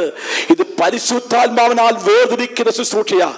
അപ്പോസ്തല ശുശ്രൂഷ, കൈവെപ്പ് ശുശ്രൂഷയാൽ വേദനിക്കപ്പെട്ട ശുശ്രൂഷ. മക്കളെ, അങ്ങനെയാണ് പരിശുദ്ധാത്മാവ് 1974 ഞങ്ങളെ കർത്താവിന്റെ വേലയ്ക്കെടുത്തു. ദൈവത്തിന്റെ സ്തോത്രം. പരിശുദ്ധാത്മാവ് വേദനിച്ചതിന് ശേഷം പാസ്റ്ററെ പിടിച്ചുകൊണ്ട് പോകുമ്പോൾ പാസ്റ്റർ യേശുപ്പച്ചൻ ഫോൺ ചെയ്തു. കറക്റ്റ് ടെലിഫോണിലേക്ക് ചെന്നപ്പോൾ യേശുപ്പച്ചന്റെ ഫോൺ എന്ന് പറഞ്ഞു, പാസ്റ്റർ സി ജോൺ അടുത്തുണ്ടെ കൊടുക്കാമോ? കൊടുക്കാന്ന് പറഞ്ഞു. അടുത്തുണ്ടെന്ന് പറഞ്ഞു. കയ്യിൽ റിസീവർ കൊടുത്തു. ചോദിച്ചപ്പോൾ ഇപ്രകാരം പറഞ്ഞു, പാസ്റ്റർ ഇത്ര പേര് ശുശ്രൂഷയ്ക്കിരുന്നു, ഇത്ര ബ്രദേഴ്സ്, ഇത്ര സിസ്റ്റേഴ്സിനെ തള്ളി ഇത്ര പേരെ വേർതിരിച്ചു. കറക്റ്റോ? അതേ പാസ്റ്റർ. ആമാ. അവിടെ ചെങ്കുന്ന് സമരടിച്ചാലും നമ്മുടെ കിഴക്കത്തിൽ യോടിച്ചാലും പിന്നെ ഒത്തിരി ഭാഷമാരുണ്ടായിരുന്നു. എല്ലാം കൂടെ അങ്ങ് ആത്മാവിൽ അങ്ങ് നൃത്തമായിരുന്നു. ഇത് കേട്ടിട്ടങ്ങ് സന്തോഷിച്ച് നൃത്തം ചെയ്ത് ആത്മാവിലങ്ങ് ആരാധിച്ചു. ഭയങ്കര ഉണർവുണ്ടായി. കാരണം ഇവിടെ പരിശുദ്ധാത്മ വേർതിരിച്ചപ്പോൾ അതേ റിസൾട്ട്. ദൈവത്തിന് സ്തോത്രം. ദൈവമക്കളെ, പാസ്റ്റർ യേശുപ്പച്ചനോട് സംസാരിച്ചു. വന്ന ടെലിഫോൺ മെസ്സേജ് അതുപോലെ കറക്റ്റ്. പരിശുദ്ധാത്മാവ് ഒരാളെ അധ്യക്ഷനാക്കുന്നു. പുറമേ ഉള്ള കണ്ണ് പാസ്റ്റർ സി ജോണിന് കാഴ്ചയില്ല. Pastor C ജോണിനെ അറിയാവുന്നവരെന്ന് കൈവർത്തിയാട്ട്. പഴയ വിശ്വാസികൾക്കെല്ലാം അറിയാം. പാസ്റ്റർ സി ജോണിന് അറിയാവുന്നവര് ധാരാളം വ്യക്തികളുണ്ട്, അറിയാത്തൊരു ഭൂരിപക്ഷം. ദൈവത്തിന്റെ സ്തോത്രം. 2 കണ്ണിനും കാഴ്ചയില്ലാത്ത വിശുദ്ധന്റെ പുറമെയുള്ള കണ്ണ് അല്ലെങ്കിൽ കാണാതെ ഒന്നെങ്കിലും ആന്തരികമായിട്ടുള്ള വെളിപ്പാട്, ആന്തരികമായിട്ടുള്ള കണ്ണ് പ്രകാശിച്ച വ്യക്തികൾക്ക് ഈ ലൈനിലെല്ലാം പോകുവാൻ നിഷ്പ്രയാസമായിരുന്നു. ദൈവമക്കളെ, അതാണ് പരിശുദ്ധാത്മാവ് ഒരുവനെ അധ്യക്ഷനാക്കുന്നത്. എന്നാൽ ഏലിയുടെ കണ്ണ് മങ്ങിയിരുന്നു. മക്കളുടെ ദുഷ്ടതകൾ, പാപങ്ങൾ കാണുവാൻ അവന് കണ്ണില്ലായിരുന്നു. ഇവിടെ അല്ലെങ്കിൽ വായിക്കുന്നത് ദൈവത്തിന്റെ സ്തോത്രം. ദൈവമക്കളെ, ഉൽപ്പത്തി പുസ്തകം 48-ാം അധ്യായത്തിന്റെ ഉൽപ്പത്തി പുസ്തകം 27-ാം അധ്യായത്തിന്റെ 1-ാം വാക്യം വായിച്ചാട്ട്. ഉൽപ്പത്തി 27 1-ാം വാക്യം പെട്ടെന്ന് വായിച്ചേ. ഇസഹാക്ക് വൃദ്ധനായി അവന്റെ കണ്ണ് കാണുവാൻ വഹിയാതെ വണ്ണം മങ്ങിയപ്പോൾ, അവന്റെ കണ്ണ് കാണുവാൻ വഹിയാതെ വണ്ണം മങ്ങിയപ്പോൾ അവൻ ഒരു ദിവസം മൂത്ത മകനായ ഏശാവിനെ വിളിച്ച് അവനോട് മകനെ എന്ന് പറഞ്ഞു. അവൻ അവനോട് ഞാനിതാ എന്ന് പറഞ്ഞു. അപ്പോൾ അവൻ ഞാൻ വൃദ്ധനായിരിക്കുന്നു, എന്റെ മരണ ദിവസം അറിയുന്നതുമില്ല. നീ ഇപ്പോൾ നിന്റെ ആയുധങ്ങളായ വില്ലും പൂണിയും എടുത്ത് കാട്ടിൽ ചെന്ന് എനിക്ക് വേണ്ടി വേട്ട തേടി എനിക്ക് ഇഷ്ടവും രുചികരവുമായ ഭോജനം ഉണ്ടാക്കി ഞാൻ മരിക്കും മുമ്പേ തിന്ന് നിന്നെ അനുഗ്രഹിക്കേണ്ടതിന് എന്റെ അടുക്കൽ കൊണ്ടുവരിക എന്ന് പറഞ്ഞു. ഈ കഥ നമുക്കറിയാമല്ലോ. ഞാൻ സമയം പോയതുകൊണ്ട് പറഞ്ഞു വിടാം. ദൈവത്തിന് സ്തോത്രം. പെട്ടെന്ന് ഈ വർത്തമാനം അമ്മ കേട്ടു. അമ്മ മെസ്സേജ് ഇളയ മകന് കൊടുത്തു. ദൈവത്താൽ അനുഗ്രഹിക്കപ്പെട്ടവൻ കടന്നു വരണമല്ലോ. നിശ്ചയമായും യാക്കോബിനെ അമ്മ എല്ലാം ഒരുക്കി, നല്ല രുചികരമായിട്ടുള്ള ആഹാരം ഒരുക്കി ഇതാ ഇസ്ഹാക്കിനടുക്കലേക്ക് വിടുന്നു. ഇതാ ഇസ്ഹാക്കിനടുക്ക് ചെല്ലുമ്പോൾ, ഇസ്ഹാക്കിനടുക്കൽ യാക്കോബ് ചെല്ലുമ്പോൾ ഇപ്രകാരം പറയുന്നു, നീ ആര് മകനെ? നിന്റെ മകൻ ഏശാവ്, മൂത്ത മകൻ. ഞാൻ തപ്പി നോക്കട്ടെ. തപ്പി നോക്കിയപ്പോൾ രോമമുള്ളവനാണ്. അതിനുള്ള പദ്ധതികളൊക്കെ അമ്മ ചെയ്തു കൊടുത്തു. എല്ലാം പദ്ധതികൾ ഒപ്പിച്ചു. ദൈവത്തിന് സ്തോത്രം. ദൈവമക്കളെ, ഇവിടെ വായിക്കുന്നത് അത് അവന്റെ രുചികരമായിട്ടുള്ള ആഹാരം ഭക്ഷിച്ച് യാക്കോബിനെയും മുഴുവനുമായിട്ട് അനുഗ്രഹിച്ചു. ഇവിടെ വായിക്കുന്നത് തിരിച്ചറിയാതെ അവനെ അനുഗ്രഹിച്ചു. തിരിച്ചറിയുവാനുള്ള ആന്തരികമായിട്ടുള്ള കണ്ണ് ഇസ്ഹാക്ക് നഷ്ടപ്പെട്ടു പോയിരുന്നു. 22-23 വായിച്ചാട്ട്. യാക്കോബ് തന്റെ അപ്പനായ ഇസ്ഹാക്കിനോട് അടുത്ത് ചെന്നു. അവൻ അവനെ തപ്പി നോക്കി. ശബ്ദം യാക്കോബിന്റെ ശബ്ദം, യാക്കോബിന്റെ ശബ്ദം. കൈകൾ ഏശാവിന്റെ കൈകൾ തന്നെ. അവന്റെ കൈകൾ സഹോദരനായ ഏശാവിന്റെ കൈകൾ പോലെ രോമമുള്ളവയാകൊണ്ട് അവൻ തിരിച്ചറിയാതെ അവനെ അനുഗ്രഹിച്ചു. അപ്പോൾ ഇസ്ഹാക്കിന്റെ കണ്ണ്, പുറമേയുള്ള കണ്ണ് മങ്ങിയിരുന്നു, ആന്തരികമായിട്ടുള്ള വെളിപ്പാടും നഷ്ടപ്പെട്ടു പോയിരുന്നു. തിരിച്ചറിയാതെ അവന് അനുഗ്രഹിച്ചു. ദൈവമക്കളെ, ഇസ്ഹാക്കിന് ആന്തരികമായ കണ്ണുമില്ലായിരുന്നു, പുറമേയുള്ള കണ്ണും മങ്ങിയിരുന്നു. ഇന്നിവിടെ ഇരിക്കുന്ന ആരെങ്കിലും ഉണ്ടെങ്കിൽ, അങ്ങനെ ആരെങ്കിലും ഉണ്ടോ? ആന്തരിക പുറമേയുള്ള കണ്ണ് ചിലപ്പോൾ പങ്കിരിക്കാം. ആന്തരികമായിട്ടുള്ള കണ്ണ് നഷ്ടപ്പെട്ടു പോയിരിക്കുന്നവർ, ചിലപ്പോൾ പുറമേയുള്ള കണ്ണ് നല്ല തെളിച്ചമായിരിക്കാം, പലരുടെയും ആന്തരികമായിട്ടുള്ള കണ്ണ് നഷ്ടപ്പെട്ടു പോയിരിക്കുന്നു. അതുകൊണ്ടാണ് ഇന്ന് ചില വ്യക്തികൾക്ക് കൂട്ടായ്മ കാണാൻ കഴിയുന്നില്ല, ആരാധിക്കാൻ വരാൻ കഴിയുന്നില്ല, ആ വഴി അടഞ്ഞു പോയിരിക്കുക. ശുശ്രൂഷകരെ കാണുവാൻ കഴിയുന്നില്ല, ദൈവത്തിന്റെ മാർക്കറ്റ് പ്രവർത്തിപ്പാൻ കഴിയുന്നില്ല, ആരാധിക്കാൻ കഴിയുന്നില്ല. ആന്തരികമായിട്ടുള്ള കണ്ണ് നഷ്ടപ്പെട്ടു പോയിരിക്കുന്നതുകൊണ്ട് ഇസ്ഹാക്ക് എന്താണ്, തിരിച്ചറിയാതെ അവനെ അനുഗ്രഹിച്ചു. മറ്റൊരു സംഭവം പറയാം.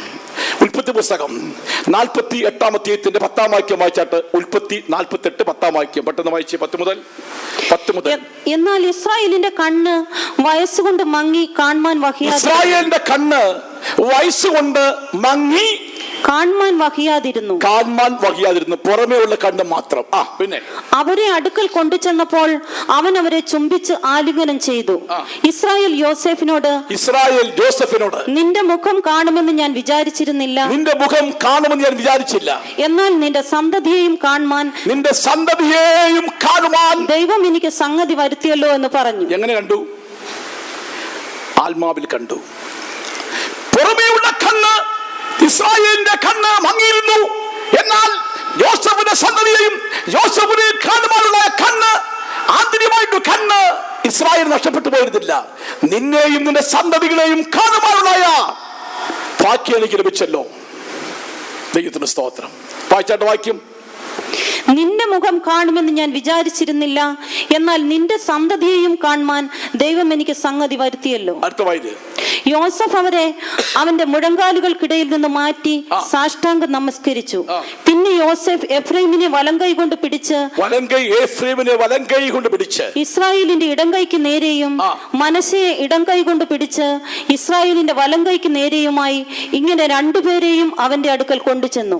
ഇസ്രായേൽ വലങ്കൈ നീട്ടി ഇളയവനായ എഫ്രൈമിന്റെ തലയിലും, വലങ്കൈ നീട്ടി ഇളയ മകനായ എഫ്രൈമിന്റെ തലയിലും, ഇടംകൈ മൂത്തവനായ മനശ്ശയുടെ തലയിലുമായി അങ്ങനെ തന്റെ കൈകളെ പിണച്ചു വെച്ചു. ജോസഫിന് ഇത് അസഹ്യമായി. യോസഫിന്റെ ആഗ്രഹം മുഴുവനും മൂത്ത മകനെ വലങ്കൈ കൊണ്ട് അനുഗ്രഹിക്കണമെന്ന. ഇപ്പോൾ അത് വിചാരിച്ചുകൊണ്ടാണ് അപ്പന്റെ വലങ്കൈയുടെ നേരെ എന്ത് ചെയ്തു, ഈ മൂത്ത മകനെ കൊണ്ടിരുത്തി. ഇളയ മകനെ എഫ്രീമിനെ ഇടം കൈയുടെ അടിക്ക് കൊണ്ടിരുത്തി. പക്ഷേ ആത്മദർശനമുള്ളതായ വെളിപ്പാടുള്ളതായ ആ ഇസ്രായേലിന് ഇതെല്ലാം അറിയാം. നിന്നെ യോസഫിനെ അറിയാം, നിന്റെ സന്തതിയെ കാണാനിടയായിത്തീർന്നു. അങ്ങനെയെങ്കിൽ എങ്ങോട്ട് മാറ്റി വെച്ചാലും അവരെ കാണാനുള്ള കണ്ണ് ഇസ്രായേലിന് നഷ്ടപ്പെട്ടു പോയിട്ടില്ല. അതുകൊണ്ടാണ് കൈകളെ പിണക്കി വെച്ചപ്പോൾ ജോസഫ് പറഞ്ഞു, അങ്ങനെയല്ല അപ്പ, യവനാണ് ആദിജാതൻ, യവനെ വേണം നീ വലം കൈ കൊണ്ട് അനുഗ്രഹിക്കാൻ എന്ന് പറഞ്ഞപ്പോൾ ഇസ്രായേൽ പറയാണ്, എനിക്കറിയാം മോനെ, എനിക്കറിയാം, നീ എന്നെ പഠിപ്പിക്കണ്ട. അങ്ങനെ അങ്ങനെ അപ്പൻ വലങ്കൈ എഫ്രൈമിന്റെ തലയിൽ വെച്ചു എന്ന് യോസഫ് കണ്ടപ്പോൾ അവന് അനിഷ്ടം തോന്നി. 19 വാക്യം. അനിഷ്ടം തോന്നി. അപ്പന്റെ കൈ എഫ്രൈമിന്റെ തലയിൽ നിന്ന് മനശ്ശെയുടെ തലയിൽ മാറ്റി വെപ്പാൻ പിടിച്ചു. യോസഫ് അപ്പനോട്, അങ്ങനെയല്ല എന്റെ അപ്പ, ഇവനല്ലോ ആദ്യജാതൻ, ഇവന്റെ തലയിൽ വലങ്കൈ വെക്കണമെന്ന് പറഞ്ഞു. എന്നാൽ അവന്റെ അപ്പൻ സമ്മതിക്കാതെ, എനിക്കറിയാം മകനെ, എനിക്കറിയാം മക്കളെ, എനിക്കറിയാം, എന്റെ വെളിപ്പാട് നഷ്ടപ്പെട്ടു പോയിട്ടില്ല. നീ ആരാണെന്ന് എനിക്കറിയാം, നിന്റെ കുഴപ്പം എനിക്കറിയാം, രഹസ്യഭാവം അറിയാം, തെറ്റും അറിയാം, രാവിലെ വടക്കുണ്ടാക്കിയത് അറിയാം, പാരി അടിച്ചതും അറിയാം, ചണ്ട ഉണ്ടാക്കിയിട്ട് വന്നതും അറിയാം, ചാപ്പാട് തണുത്ത് പോയപ്പോൾ പാത്രത്തോടെടുത്ത് എറിഞ്ഞതും അറിയാം. എല്ലാം നിന്നെയൊക്കെ എല്ലാം നല്ലതും അറിയാം. നീ ദേശത്ത് പാർക്കുന്നത് എങ്ങനെയാണെന്ന് അറിയാം, കുടുംബത്തിൽ പാർക്കുന്നത് എങ്ങനെയാണെന്ന് അറിയാം, എവിടെ മാതൃക ഉണ്ടെന്ന് അറിയാം, മാതൃക ഇല്ലാത്തതും അറിയാം, നിന്റെ ഐക്യതയില്ലായ്മ അറിയാം, സ്നേഹമില്ലാത്തതും അറിയാം, നിന്റെ പെരുമാറ്റങ്ങളും അറിയാം, വഴിയേറ്റ ജീവിതം അറിയാം, യൗവനക്കായ നിന്റെ പോക്ക് വരവ് അറിയാം, നിന്റെ ടെലിഫോൺ വിളി അറിയാം, മൊബൈൽ ഫോൺ വിളി അറിയാം, സർവ്വത്തും അറിയാം നമ്മുടെ കർത്താവിന്. എനിക്കറിയാം മോനെ, എനിക്കറിയാം, നിന്റെ കുഴപ്പടി മൊത്തം അറിയാം. ഞാൻ ഈ വാക്യം വായിക്കുമ്പോൾ പല കാര്യം ചിന്തിക്കാറുണ്ട്. നമ്മുടെ അവസ്ഥകളെ എല്ലാം നല്ലവണ്ണം അറിയാവുന്നവനാണ് നമ്മുടെ ദൈവം. ഇവിടെ ഇസ്രായേൽ പറയാണ്, എനിക്കറിയാം മോനെ, നീ എന്നെ പഠിപ്പിക്കണ്ട. ജോസഫിന്റെ ആഗ്രഹം മുഴുവനും എന്താണ്, മൂത്തവന്റെ മേൽ ഫലം കൈ വീഴണം, അതിനു വേണ്ടി കൊണ്ട് നിർത്തിയതാണ്. പക്ഷെ അനുഗ്രഹിക്കാൻ നേരത്തെ കൈ എന്ത് ചെയ്തു, പിടിച്ചു മാറ്റാനായിട്ട് യോസഫ് പരിശ്രമിച്ചു. ഇല്ല, ഒരു കാര്യം, എനിക്ക് അവരെല്ലാം അറിയാം, ഇവരെ സന്തതി കാണാൻ ഭാഗ്യം ലഭിച്ചല്ലോ, എല്ലാവരും അനുഗ്രഹിക്കപ്പെട്ടവരാണ്. മുഴുവനുമായിട്ട് അനുഗ്രഹത്തെക്കുറിച്ച് ഒന്നിച്ചാ പറയുന്നത്. ഇവരെ അനുഗ്രഹിക്കട്ടെ, ഇവരെ നന്മയാൽ നിറയ്ക്കട്ടെ, ഇവരെ പരിപാലിക്കട്ടെ, എന്തൊക്കെയാണ് പറയുന്നുണ്ട്. എല്ലാം വായിക്കാൻ സമയമില്ല. ഇതെല്ലാം പറഞ്ഞ ശേഷം ജോസഫിനെ കുറിച്ചല്ല, ആദിജാത എഫ്രൈമിനെ കുറിച്ച് ഇങ്ങനെ പറയുന്നു, ആ ഇളവൻ മൂത്തവനേക്കാൾ ശ്രേഷ്ഠനാകും. ആ വാക്യം വായിച്ചാട്ട്. യോസേഫിനോട് ഇസ്രായേൽ പറഞ്ഞത്, എന്നാൽ അവന്റെ അപ്പൻ സമ്മതിക്കാതെ, എനിക്കറിയാം മകനെ, എനിക്കറിയാം, ഇവനും ഒരു വലിയ ജനമായി തീരും, ഇവനും വർദ്ധിക്കും, എങ്കിലും അനുജൻ അവനേക്കാൾ അധികം വർദ്ധിക്കും, അവന്റെ സന്തതി ജനസമൂഹമായി തീരും, അവന്റെ സന്തതി ജനസമൂഹമായിട്ട് മാറും. എന്നാൽ അങ്ങനെ അവൻ അന്ന് അവരെ അനുഗ്രഹിച്ചു. അങ്ങനെ അവരെ അവൻ അനുഗ്രഹിച്ചു. ദൈവത്തിന് സ്തോത്രം. പലർക്കും അപ്പന്റെ അനുഗ്രഹം വേണ്ട. അപ്പനെ എത്രമാത്രം വേദനിപ്പിക്കാമോ, അച്ഛനിയുമായി പറഞ്ഞാൽ പറയട്ടെ, അപ്പനെ എത്രമാത്രം വേദനിപ്പിക്കാമോ അത്രമാത്രം വേദനിപ്പിക്കുന്ന സന്തതികളുണ്ട്. അപ്പന്റെ അനുഗ്രഹം വേണ്ട. ഇപ്പോൾ അപ്പനെ എത്രമാത്രം ചീത്ത പറയാമോ അതെല്ലാം പറയും. നീ കഷ്ടപ്പെട്ടിട്ടില്ല, നീ അധ്വാനിച്ചില്ല, നീ പാടുപെട്ടില്ല, അപ്പനുണ്ടാക്കി വല്യപ്പന്മാരുണ്ടാക്കിയതായ വസ്തുക്കളും വീടുകളാക്കിയ, അതിനുവേണ്ടി ഓഹരി പ്രശ്നം ഉണ്ടാക്കുമ്പോൾ അടിയും ബഹളവും ചണ്ടയാണ്. നീ ഉണ്ടാക്കിയതാണോ, നീ സമ്പാദിച്ചാണോ? പിന്നെ അപ്പനും വേണ്ട, അമ്മയും വേണ്ട, എന്തെല്ലാം കുഴപ്പടി ഉണ്ടാക്കുന്ന അറിയാമോ? ഞാൻ പറയാത്ത മക്കളോട് പറയാണ്, ദൈവം അവരെന്തെങ്കിലും തരുന്നെങ്കിൽ അനുഗ്രഹത്തോടെ വാങ്ങിക്കോണം. അപ്പന്റെ അനുഗ്രഹം അനുഗ്രഹമാണ്. അപ്പന്റെ കണ്ണിന് ഒരു കണ്ണുനീര് വീണാൽ നിനക്ക് ഐശ്വര്യമല്ല. അതുകൊണ്ട് അപ്പന്റെ അനുഗ്രഹത്തിന് വേണ്ടിയുള്ള വാഞ്ചയോടുകൂടെ അപ്പൻ തരുന്ന അനുഗ്രഹം മതി. അത് അനുഗ്രഹമായിരിക്കും, അത് നന്മയായിരിക്കും. അല്ലാതെ സ്വത്തിനു വേണ്ടിയും വസ്തുവിന് വേണ്ടിയും മണത്തിനു വേണ്ടിയും ഒക്കെയും വടക്കുണ്ടാക്കി അപ്പനെ അമ്മയെ വേദനിപ്പിക്കുന്ന തലമുറകൾ ആരെങ്കിലും ഉണ്ടെങ്കിൽ ഇന്നൊരു മാനസാന്തരപ്പെട്ടോണം. കിട്ടുന്ന മതി. എത്ര സ്തോത്രം. അപ്പന്റെ അനുഗ്രഹം അനുഗ്രഹമാ. ചിലർക്ക് അപ്പനെ വേണ്ട, അമ്മയും വേണ്ട. എന്തോ ഒരു കാലഘട്ടമാണ്. അവരെങ്ങനെ നിങ്ങളെ വളർത്തി, എങ്ങനെ നിങ്ങളെ പഠിപ്പിച്ചു, എങ്ങനെ ഇത്രയും അവസ്ഥയാക്കി തീർത്തു, എങ്ങനെ നിനക്ക് ഉദ്യോഗം കിട്ടി, എങ്ങനെ ഈ നിലയിൽ വന്നു, നിനക്ക് എങ്ങനെ ഒരു മാരേജ്, നല്ലൊരു വിവാഹം നടത്തി, ഇതെല്ലാം ഈ പാവപ്പെട്ട അപ്പനും അമ്മയും കഷ്ടപ്പെട്ടതിന്റെ അധ്വാനത്തിന്റെ ഫലമാണ്. അതുകൊണ്ട് മാതാപിതാക്കളെ ബഹുമാനിക്കുന്ന അവസ്ഥയിലും നീ ഒരുക്കമായിരിക്കണം. ദൈവത്തിന് സ്തോത്രം. ആ കാര്യയുടെ ഇടയ്ക്ക് ഓർപ്പിക്കുകയാണ്, അപ്പന്റെ അനുഗ്രഹം നമുക്ക് അനുഗ്രഹമാണ്. അവസാന ഘട്ടത്തിൽ ആ അപ്പന്റെ ആശീർവാദം വാങ്ങി ജീവിക്കുന്ന എത്രയോ വ്യക്തികളുണ്ട്. അപ്പ ഒരിക്കലൊരു അപ്പൻ മരണത്തോടായിരിക്കുന്ന സമയത്ത് ഒരു മകൻ അടിക്ക് ചെന്ന ശേഷം മരിക്കാൻ നേരത്ത് ആ അപ്പൻ്റെ കൈ എടുത്തിട്ട് അവന് തലയിലോട്ടങ്ങ് വെച്ചു. അപ്പൻ ആ സമയത്ത് സ്തോത്രം യേശുവേ എന്ന് പറഞ്ഞു. ലാസ്റ്റിലുള്ള അനുഭവം ആ സ്തോത്രം എന്ന് പറഞ്ഞത് ആ മകന് അനുഗ്രഹമായി. ഭയങ്കര കഷ്ടത്തിൽ, വളരെ ഞെരുക്കത്തിൽ, അവൻ വളരെ കടഭാരത്തിൽ, വളരെ വേദന ജീവിച്ചതായ ഒരു അവസ്ഥയാണ്. എന്നാൽ അവന് മനസ്സിലായി അപ്പൻ്റെ ആശീർവാദം വേണമെന്ന്. കാരണം പല ഘട്ടത്തിൽ അപ്പനെ ഒരുപാട് വേദനിപ്പിച്ചിട്ടുണ്ട്. അവന് മനസ്സിലായി അപ്പൻ മരിക്കുന്നതിന് മുമ്പായിട്ട് അനുഗ്രഹം ലഭിച്ചില്ലെങ്കിൽ പോക്കാണെന്ന്. അവന് കട്ടിലരികെ ചെന്നിരുന്നിട്ട് ശേഷം ഈ അപ്പൻ്റെ കൈ അവൻ തന്നെ എടുത്ത് തലയിലോട്ട് അവന് തല വെച്ചു. ഉടനെ ഒരു ശക്തി അപ്പൻ ഉണ്ടായി. ദൈവമക്കളെ യേശുവേ സ്തോത്രം എന്ന് പറഞ്ഞു. ആ സ്തോത്രം ദൈവമക്കളെ അവൻ അനുഗ്രഹമായി മാറി. അപ്പൻ ഈ ലോകത്തിൽ നിന്ന് മാറ്റപ്പെട്ടു. അതിനുശേഷം അവനെ ദൈവം അനുഗ്രഹിക്കാൻ തുടങ്ങി. ദൈവത്തിന് സ്തോത്രം. ദൈവമക്കളെ അപ്പന്റെ അനുഗ്രഹം, അതുകൊണ്ടാണ് പറയുന്നത്, ഇസ്രായേൽ പറയുന്നത്, ഞാൻ മരിക്കും മുമ്പേ ഞാൻ നിന്നെ അനുഗ്രഹിക്കുന്നതിന് വേണ്ടി എന്നെ അയക്കണം. ഞാൻ പറഞ്ഞ ആശയം, ശരീരത്തിന്റെ വിളക്ക് കണ്ണ. ആ കണ്ണ് എന്ന് പറയുന്നത് ആന്തരികമായിട്ടുള്ള വെളിപ്പാടാണ്, ആന്തരികമായ ദർശനമാണ്.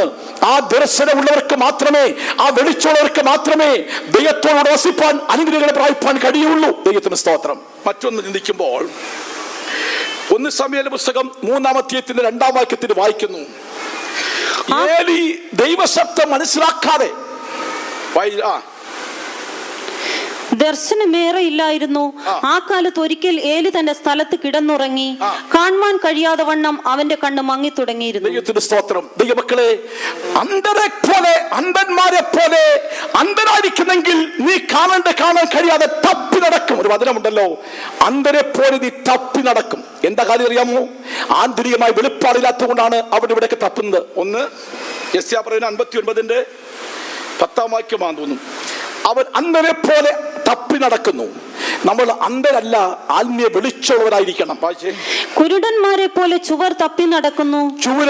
കുരുടന്മാരെ പോലെ ചുവർ തപ്പി നടക്കുന്നു. കണ്ണില്ലാത്തവരെ പോലെ തപ്പി തടഞ്ഞു നടക്കുന്നു. കണ്ണില്ലാത്തവരെ പോലെ തപ്പി തടഞ്ഞു നടക്കുന്നു. സന്ധ്യാസമയത്ത് എന്ന പോലെ ഞങ്ങൾ മധ്യാഹ്നത്തിൽ ഇടറുന്നു. ആരോഗ്യമുള്ളവരുടെ മധ്യേ ഞങ്ങൾ മരിച്ചവരെ പോലെ ആകുന്നു. ദൈവത്തിന് സ്തോത്രം. കണ്ണില്ലാത്തവരെ പോലെ തപ്പി തടഞ്ഞു നടക്കുന്നു. കണ്ണുണ്ട്, പക്ഷേ നടക്കുവാൻ കഴിയുന്നില്ല. കണ്ണുണ്ട്, പക്ഷെ കാഴ്ചയില്ല. അതുപോലല്ല ആത്മീയ ലോകത്തിൽ ദൈവമക്കളെ ഒരു ആത്മീയമായിട്ടൊരു കണ്ണ് നമുക്കുണ്ട്. ആ കണ്ണുള്ള ദൈവമക്കളെല്ലാം ഒരു കൈ ഉയർത്തി അല്ലേലും പറയാമോ? പോരാ.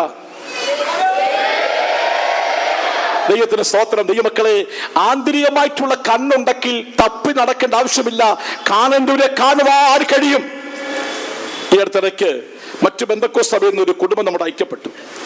അവിടെ നല്ല സ്ഥാനവും മാനവും ഒക്കെ ഉണ്ടായിരുന്നു, നല്ല പദവി ഉണ്ടായിരുന്നു. പുള്ളിക്ക് അവിടുത്തെ ഉള്ള ഒത്തിരി സ്ഥാനങ്ങൾ കൊടുത്തു. പക്ഷേ സംഭവിച്ചതറിയാമോ? എത്ര നാളുകൊണ്ട് ഇവിടെ പ്രാർത്ഥിച്ചുകൊണ്ടിരിക്കുകയായിരുന്നു, ദൈവമേ എനിക്കൊരു ആത്മീയമായിട്ടുള്ള ഒരു കൂട്ടായ്മ എനിക്ക് വേണം. ഇത് ഞാൻ നിൽക്കുന്ന സഭ കറക്റ്റാണോ, അതോ എനിക്ക് വേറെ ഏതെങ്കിലും നല്ല ശ്രേഷ്ഠമായിട്ടുള്ള അനുഭവങ്ങൾ ഉണ്ടോ എന്ന് ചോദിച്ചപ്പോൾ പ്രാർത്ഥിച്ചുകൊണ്ടിരിക്കുകയായിരുന്നു.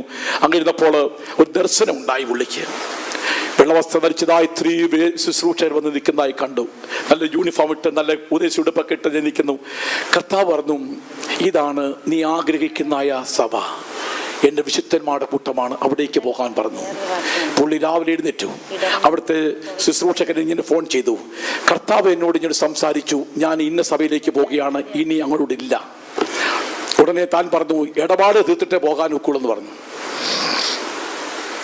എന്തോ എനിക്കൊരു ഇടപാടില്ലല്ലോ. ഇല്ല, ഇടപാട് തീർത്തിട്ട് പൊക്കോ, നീ പോയത് കുഴപ്പമാണ് എന്ന് പറഞ്ഞ ശേഷം ശാപവാക്ക് പറഞ്ഞു. ഇങ്ങനെ തന്നോട് പറഞ്ഞു നിനക്ക് ഗുണം പിടിക്കുകയില്ലെന്ന്. അപ്പോൾ എന്നോട് പറഞ്ഞു, അദ്ദേഹം ഒരു ശുശ്രൂഷകൻ ഇങ്ങനെ പറഞ്ഞത് എനിക്ക് ശാപം ഉണ്ടാകുമോ? ഞാൻ പറഞ്ഞു, ഒരു ശുശ്രൂഷകന് ശപിക്കാൻ പ്രമാണമില്ലല്ലോ. ശപിക്കാനായിട്ട് ഒരിക്കലും ദൈവമക്കൾക്ക് നാവിൽ ഭാഷ കൊടുക്കത്തില്ല. ശപിക്കുന്നെങ്കിൽ അവർ ദൈവമകനല്ലെന്ന് പറഞ്ഞു. ശപിക്കാൻ നാവെടുക്കുന്നത് ദൈവമക്കളല്ല. ഒരിക്കലും നിനക്ക് അനുഗ്രഹമേ ഉള്ളൂ. ഇസ്രായേൽ മക്കളെ ശപിക്കാനായിട്ട് ഒരുത്തനെ പിടിച്ചോണ്ട് പോയി. പക്ഷേ അനുഗ്രഹിച്ചു ശപിക്കാൻ തുടങ്ങി വാ തുറന്നപ്പോഴല്ല ലഭിച്ചതല്ല. എന്താ? അനുഗ്രഹത്തിന്റെ വാക്കാ. ശപിക്കാനായിട്ട് വാ തുറക്കുമ്പോൾ അനുഗ്രഹത്തിന്റെ നാവുകൾ, അനുഗ്രഹത്തിന്റെ വാക്കുകളൊക്കെയും ഇസ്രായേൽ മക്കളുടെ മേലുണ്ടായി. ദൈവമക്കളെ ഒരിക്കലും നിനക്ക് ശാപം ഉണ്ടാകില്ല. ഇന്ന് നല്ല നല്ല അനുഗ്രഹമായിട്ട് നമ്മുടെ കൂട്ടായ്മയിൽ തന്നെ ആചരിക്കുന്ന ദൈവത്തിന് സ്തോത്രം. ഞാൻ പറയട്ടെ, എന്താണ് കർത്താവെ ആന്തരിക പറഞ്ഞതിൻ്റെ ആശയം? താൻ ഇങ്ങനെ സാക്ഷി പറഞ്ഞു, ഞാൻ എത്ര നാളുകൊണ്ട് ഞാൻ പ്രാർത്ഥിച്ചുകൊണ്ടിരിക്കുകയായിരുന്നു, ദൈവമേ വിശുദ്ധന്മാരുടെ കൂട്ടത്തിനെ കാണിച്ചു തരണമേ, ഞാൻ നിൽക്കുന്ന സഭ കറക്റ്റോ. അങ്ങനെ ഇരുന്നപ്പോഴാണ് ദൈവത്തിൻ്റെ ആത്മാവ് ഒരു വെള്ളവസ്ത്രം ധരിച്ച ശുശ്രൂഷകരെ കാണിച്ച ശേഷം ഇതാണ് എൻ്റെ കൂട്ടം എന്ന് പറഞ്ഞു. നിങ്ങൾ അവിടെ പോയി ആരാധിക്കാൻ പറഞ്ഞു. ദൈവമക്കളെ, അങ്ങനെ ഈ കൂട്ടായ്മയ്ക്ക് വരുവാനിടെ ഇപ്പോഴാണ് എൻ്റെ കണ്ണ് തുറന്നതെന്ന് പുള്ളി പറഞ്ഞു. അതായത് പറയാൻ വന്നത്, ഇപ്പോൾ എൻ്റെ കണ്ണ് തുറന്നു. കാണേണ്ടവരെ കാണാൻ ഭാഗ്യം ലഭിച്ചു, അറിയേണ്ടവരെ അറിയുവാനുള്ള ഭാഗ്യം ലഭിച്ചു, മനസ്സിലാക്കാനുള്ള ഭാഗ്യം ലഭിച്ചു. ഞാൻ ഇത് എവിടെ വന്നിരിക്കുന്ന കാര്യം കാണാനുള്ള ഭാഗ്യം എനിക്ക് ലഭിച്ചല്ലോ. എൻ്റെ കണ്ണിപ്പോ തുറന്നു. അങ്ങനെ കണ്ണ് തുറന്ന് കൂട്ടായ്മയിലേക്ക് വന്ന ദൈവമക്കൾ മാത്രം കൈ ഉയർത്തി അല്ലേ പറയട്ടെ. ദൈവത്തിന് സ്തോത്രം. മനുഷ്യരാരും വിളിച്ചു വന്നതല്ല. ആണോ? മനുഷ്യനെ വിളിച്ചു വന്നതൊന്നും നിൽക്കാൻ കഴിയില്ല. ദൈവത്താൽ ആകർഷിക്കപ്പെട്ടവർക്ക് മാത്രമേ ഇത് നിൽക്കാൻ കഴിയുള്ളൂ. ദൈവമക്കളെ, ആന്തരികമായിട്ടുള്ള കണ്ണ് നഷ്ടപ്പെട്ടു പോകരുത്. നമ്മുടെ പുറമെയുള്ള കണ്ണും തെളിയുമ്പോൾ അകത്തെ മനുഷ്യനും അകത്തെ കണ്ണും ശക്തമായിട്ട് പ്രകാശിക്കണം. മത്തായി സുവിശേഷത്തിൽ വായിക്കുന്നല്ലോ, മത്തായി സുവിശേഷം 6-ാം അധ്യായത്തിന്റെ 23-ാം വാക്യം വായിച്ചാട്ട്. കണ്ണ് കേടുള്ളതെങ്കിലോ നിന്റെ ശരീരം മുഴുവൻ ഇരുണ്ടതായിരിക്കും. കണ്ണ് കേടുള്ളതെങ്കിലോ ശരീരം മുഴുവനും ഇരുട്ടുള്ളതായിരിക്കും. എന്നാൽ നിന്നിലുള്ള വെളിച്ചം ഇരുട്ടായാൽ ഇരുട്ട് എത്ര വലിയത്. കണ്ണ് കേടുള്ളതെങ്കിൽ നിന്റെ ശരീരം മുഴുവനും ഇരുട്ടായിരിക്കും. അതിന് 15-ന്റെ 14-ാം വാക്യം വായിച്ചാട്ട്. കണ്ണ് കേടുള്ളതെങ്കിൽ ശരീരം മുഴുവൻ ഇരുട്ടാണ്, കാരണം വെളിച്ചം കാണാൻ കഴിയുന്നില്ല. വായിച്ചാട്ട്.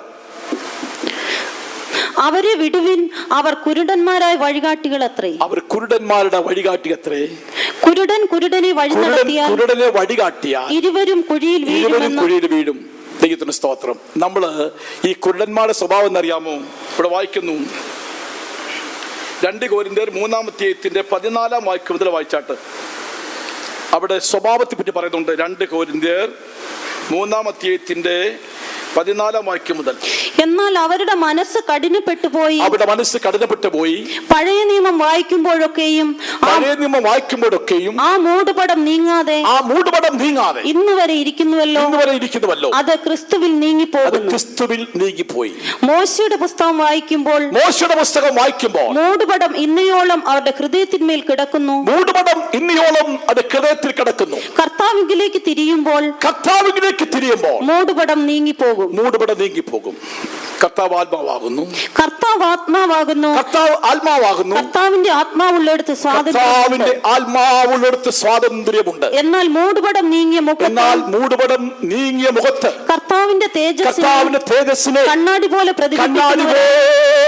പ്രതിബിംബിക്കുന്നതിനായി നാം എല്ലാവരും ആത്മാവെന്ന കർത്താവിന്റെ ദാനമായി തേജസ്സിന്മേൽ തേജസ് പ്രാപിച്ച് അതേ പ്രതിമയായി രൂപാന്തരപ്പെടും. സ്തോത്രം. മൂടുപടം നീക്കണം. ചിലര് കണ്ണിന് കാഴ്ച കുറയുമ്പോൾ അതിന് കണ്ണിന്റെ തിമിരം അല്ലെങ്കിൽ പാട നീക്കുവാൻ വേണ്ടി ചില ക്രിയകളൊക്കെ ചെയ്യാറുണ്ടല്ലോ. അത് മാറ്റപ്പെട്ട് കഴിയുമ്പോൾ കണ്ണ് പ്രകാശമായി. അക്ഷരികമായ നിലയിൽ അങ്ങനെയാണെങ്കിൽ നിന്റെ ജീവിതത്തിലുള്ള തെറ്റായിട്ടുള്ള മൂടുപടം, തെറ്റായിട്ടുള്ള മറയ്ക്കപ്പെട്ട വെളിച്ചം കാണാതെ വണ്ണം, ദൈവമക്കളെ ശ്രേഷ്ഠമായിട്ടുള്ള വഴികൾ കാണാതെ വണ്ണം, ശ്രേഷ്ഠമായിട്ടുള്ള ശുശ്രൂഷരെ കാണാൻ കഴിയാതെ വണ്ണം, ശ്രേഷ്ഠമായിട്ടുള്ള ഉപദേശങ്ങളെ കേൾക്കാൻ കഴിയാതെ വണ്ണം നിന്റെ മനസ്സ് കുരുടായിരിക്കുന്നുവെങ്കിൽ, കണ്ണ് കുരുടായിരിക്കുന്നുവെങ്കിൽ, നിശ്ചയമായിട്ടും നിന്റെ മനസ്സ് മഞ്ഞുറ്റവസ്ഥയിരിക്കുകയാണെങ്കിൽ ആ മൂടുപടം നീക്കുന്നുവെങ്കിൽ, ആ മൂടുപടം നീക്കപ്പെട്ട് കഴിയുമ്പോൾ കർത്താവിന്റെ തേജസ്സിനെ കാണുവാൻ കഴിയും. ദൈവത്തിന്റെ സ്തോത്രം. ഇത് തേജസ്സിന്റെ ഒരു സഭയാ, തേജസ്സിന്റെ കൂട്ടായ്മയാണ്, തേജസ്സിന്റെ മാർക്കമാണ്, വിശുദ്ധന്മാരുടെ കൂട്ടായ്മയാണ്, വിശുദ്ധന്മാരുടെ മാർക്കമാണ്, വിശുദ്ധന്മാരുടെ വഴിയാണ്. ദൈവമക്കളെ, ഈ അനുഭവത്തിലേക്ക് വന്നിരിക്കുന്ന മാർക്കം എത്ര ശ്രേഷ്ഠമായ അനുഭവമാണ്. ഇത് വെളിച്ചം ലഭിച്ചവർ ദൈവമക്കൾ എത്ര ഭാഗ്യശാലികളാണ്. മുമ്പേ നമ്മുടെ കുഞ്ഞുണ്ടി സാർ സാക്ഷി പറഞ്ഞല്ലോ, എന്താണ് ഈയിടെയായി എനിക്ക് ഈ വിശുദ്ധന്മാരുടെ പാതയിൽ വരുവാൻ ഭാഗ്യം ലഭിച്ചല്ലോ എന്ന് ഞാൻ തനിയെ ഇരിക്കുമ്പോൾ ഓർത്തിട്ട് കരയാറുണ്ടെന്ന്. ആ വാക്ക് കേട്ടപ്പോൾ ഞാനും ദൈവത്തിനെ കരഞ്ഞുപോയി. എനിക്ക് ഈ ഭാഗ്യം ലഭിച്ചല്ലോ. ദൈവത്തിന് സ്തോത്രം. ദൈവമക്കളെ, നമുക്കതേ പറയുവാനുള്ളൂ, ഒന്നും പ്രശംസിപ്പാനില്ല. വിശുദ്ധന്മാരുടെ മാർക്കത്തിൽ, ഈ കൂട്ടായ്മയിൽ, ഈ ശ്രേഷ്ഠമായ കൂട്ടായ്മയിലേക്ക് എനിക്ക് വരുവാൻ ഭാഗ്യം ലഭിച്ചല്ലോ.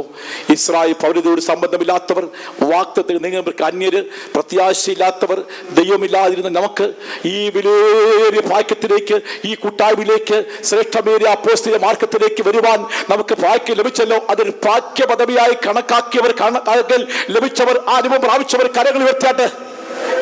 ഹല്ലേലൂയ. ദൈവത്തിന് സ്തോത്രം. എത്ര വലിയ ഭാഗ്യമാണ് ഈ ഉന്നതമായിരിക്കുന്ന വെളിപ്പാട്. അതാണ് വായിക്കുന്നത്. തെറ്റായ സ്വഭാവത്തെ നമ്മൾ നീക്കപ്പെട്ട് കഴിയുമ്പോഴാണ് നമ്മുടെ ജീവിതത്തിൽ കർത്താവിന്റെ തേജസ്സിനെ കാണാൻ കഴിയുന്നത്. വെളിച്ചം, ഇരുട്ട് അല്ലെങ്കിൽ വിളക്ക് കെട്ടുപോയാൽ ഉണ്ടാകുന്ന അനുഭവം പറയുന്നത്, ഒന്ന് ആന്തരികമായിട്ടുള്ള കണ്ണ് നഷ്ടപ്പെട്ടു പോയ അവസ്ഥയാണ്. രണ്ടാമതായിട്ട് 1 സമൂയേലിന്റെ പുസ്തകം 2-ാം അധ്യായത്തിന്റെ 16-17 വാക്യം വായിക്കുമ്പോൾ അവിടെ ദൈവത്തിന് സ്തോത്രം, വിളക്ക് കെട്ടുപോയാൽ ഉണ്ടാകുന്ന അനുഭവം വിശുദ്ധ സ്ഥലം അശുദ്ധമായി പോകും. വായിച്ചാട്ട്. ഏലി ശമൂവേലിനെ വിളിച്ചു, ശമൂവേലേ മകനെ എന്ന് പറഞ്ഞു. അടിയൻ ഇതാ എന്നവൻ പറഞ്ഞു. അപ്പോൾ അവൻ, നിനക്കുണ്ടായ അരുളപ്പാട് എന്ത്? എന്നെ ഒന്നും മറക്കരുതേ. നിന്നോട് അരുളി ചെയ്ത സകലത്തിലും ഒരു വാക്കെങ്കിലും മറച്ചാൽ ദൈവം നിന്നോട് തക്കവണ്ണവും അധികവും ചെയ്യട്ടെ എന്ന് പറഞ്ഞു. ദൈവം പറഞ്ഞത് എന്താ അറിയാമോ? വിശുദ്ധ മാർഗത്തിന് വേണ്ടി ആരാധിക്കാൻ കടന്നു ജനങ്ങൾ വിശുദ്ധ അനുഭവത്തിന് വേണ്ടി, ദൈവത്തിന് പ്രസാദം ലഭിക്കാൻ വേണ്ടി യാഗങ്ങളും വഴിപാടുകളും കൊണ്ടുവരുമ്പോൾ ആ വിശുദ്ധ മാർഗത്തെയും വിശുദ്ധ വഴിപാടിനെയും വിശുദ്ധമായിട്ടുള്ള അവസ്ഥയും മലിനപ്പെടുത്തി അശുദ്ധമാക്കി. അതാണ് നിന്റെ കണ്ണ് മങ്ങാതെ കാണും. ദൈവത്തിന് സ്തോത്രം. നമ്മുടെ ആരാധനയ്ക്ക് കടന്നു വരുമ്പോൾ ഒരിക്കലും നമ്മൾ ദൈവഹിതമല്ലാത്തൊരു വാക്കുപോലും സംസാരിക്കരുത്. ആരാധന സ്ഥലത്ത് ആരാധന കഴിഞ്ഞു പോകുമ്പോഴും അവരുടെ വ്യക്തിയുടെ കുറ്റം പോലും പറയരുത്.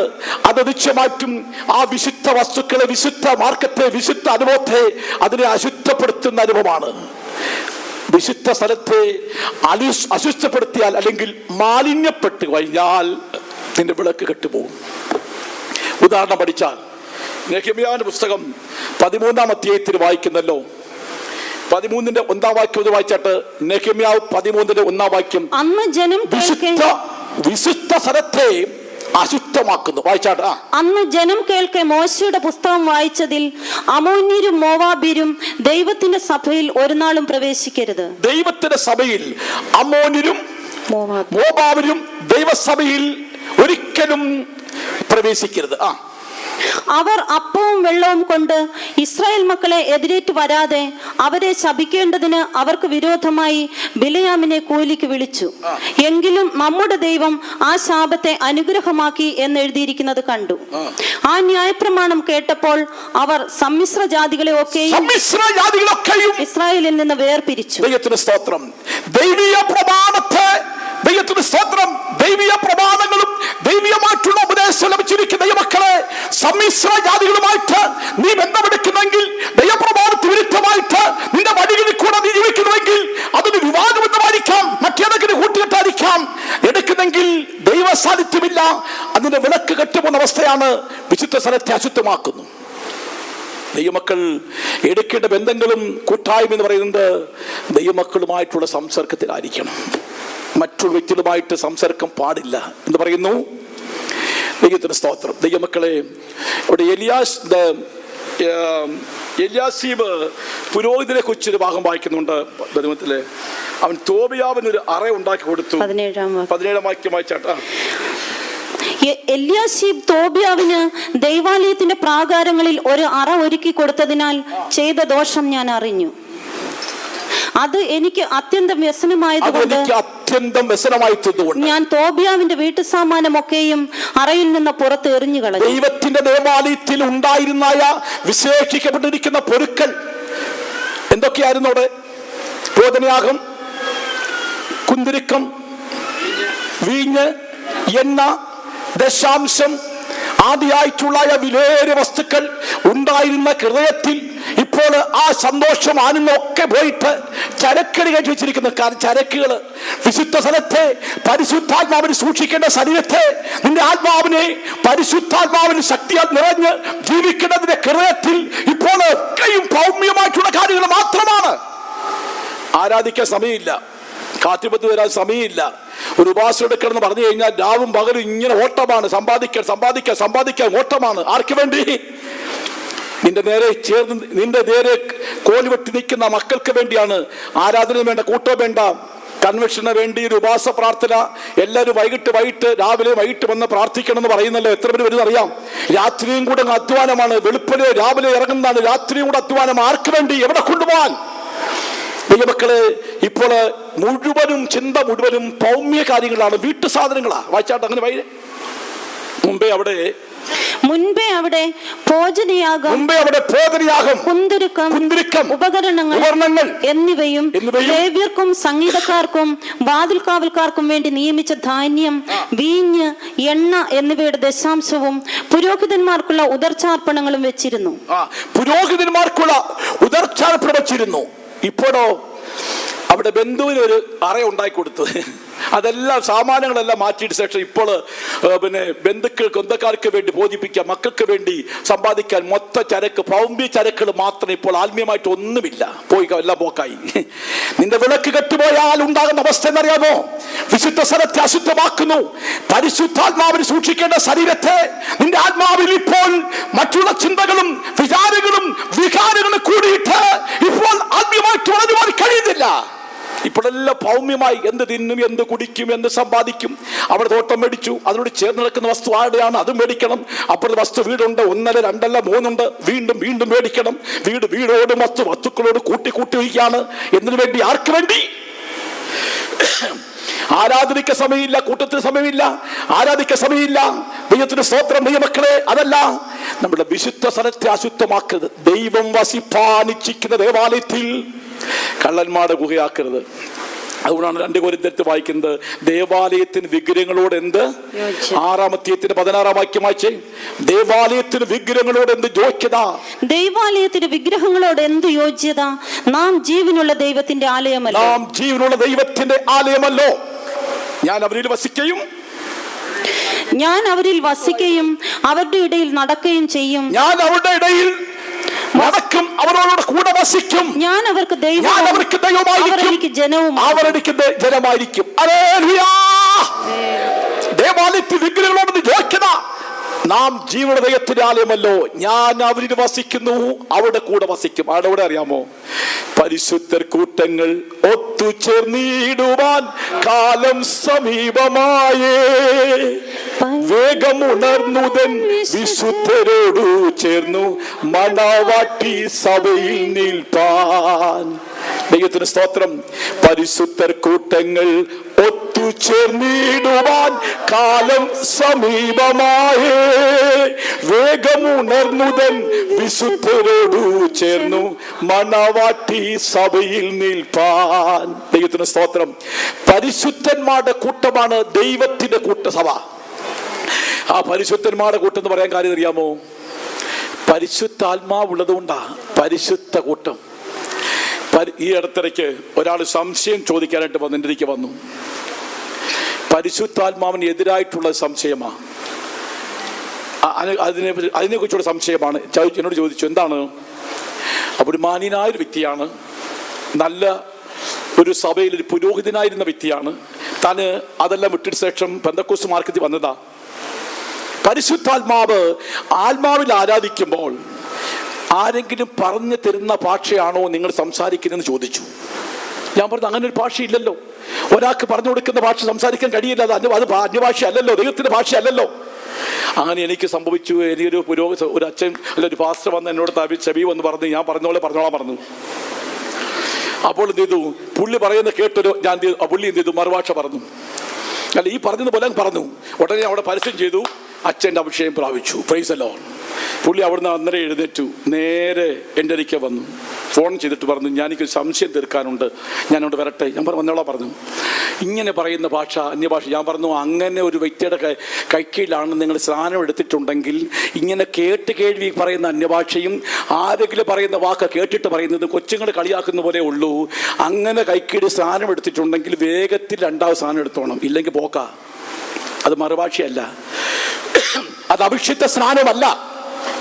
ഞാൻ പറഞ്ഞു, പെന്തക്കോസ്ത് നാളിൽ ഗലീല ഭാഷ മാത്രം അറിയാവുന്നവർ അവിടെ കൂടിയിരുന്ന ആത്മാവിൽ സന്തോഷിച്ചപ്പോൾ അവിടെ സമീപത്തിൽ പെരുന്നാൾ നടത്തിക്കൊണ്ട വ്യക്തികൾ കൂടി വന്ന് കേൾക്കാമെന്നപ്പോൾ അവരവരുടെ ഭാഷയിൽ 18 ഭാഷക്കാർക്ക് അവരവരുടെ ഭാഷയും മനസ്സിലായെങ്കിൽ അന്യഭാഷ ഒരു ഭാഷയല്ല, ഗലീല ഭാഷ മാത്രം വശമുള്ളവർ സംസാരിച്ച ഭാഷ 18 ഭാഷക്കാർക്ക് മനസ്സിലായെങ്കിൽ അന്യഭാഷ വ്യത്യസ്തരമായിട്ടൊരു ഭാഷയാണെന്ന് പറഞ്ഞു.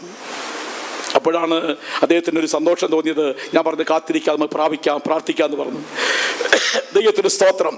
ദൈവമക്കളെ, ഞാൻ പറയട്ടെ, ഒരാൾ പറഞ്ഞു കേൾക്കുന്ന അന്യഭാഷയല്ല, അത് പരിശുദ്ധന്റെ കൂട്ടമല്ല. പരിശുദ്ധാത്മാവ് പ്രാപിച്ച കൂട്ടം പറയുന്നത് പരിശുദ്ധാത്മാവ് നിങ്ങളുടെ മേൽ വരുമ്പോൾ അവൻ സകല സത്യത്തിൽ നിന്നെ നടത്തും. ദൈവത്തിന് സ്തോത്രം.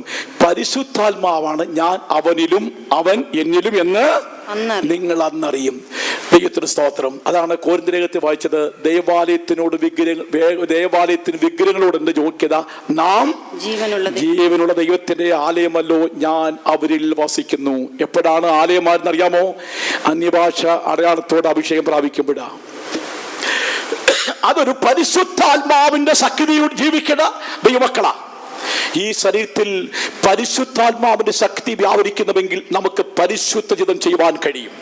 അതിനാൽ ദൈവം നമ്മെ വിളിച്ചിരിക്കുന്നല്ലോ. അതിനാൽ നമുക്ക് നമ്മുടെ വിശുദ്ധ സ്ഥലത്തെ, വിശുദ്ധ മാർഗത്തെ, വിശുദ്ധ വഴിയെ, വിശുദ്ധമായിരിക്കുന്ന ഹൃദയത്തെ മലിനപ്പെടുത്തുന്ന ജീവിതത്തിൽ, വിശുദ്ധമായിട്ടുള്ള മനസ്സിനെ മലിനപ്പെടുത്തുന്ന ജീവിതങ്ങളെ മുഴുവൻ നമുക്ക് കളയാം. നമുക്ക് പരിശുദ്ധ ജീവിതം ചെയ്യുവാൻ നമുക്ക് തീരുമാനമെടുക്കാം. അവരോട് കൂടെ വസിക്കുന്ന ദൈവമുണ്ട്, അവൻ പരിശുദ്ധനാണ്. ദൈവത്തിന് സ്തോത്രം. വിശുദ്ധ സ്ഥലം അശുദ്ധമാക്കാൻ കാരണം അവര് ആന്തരിക അല്ലെങ്കിൽ വിളക്ക് കെട്ടുപോയതുകൊണ്ടാണ്. വിളക്ക് കെട്ടുപോയത് കൊണ്ട് തെറ്റായ സ്വഭാവം തെറ്റാണെന്ന് മനസ്സിലാക്കാൻ കഴിയുന്നില്ല.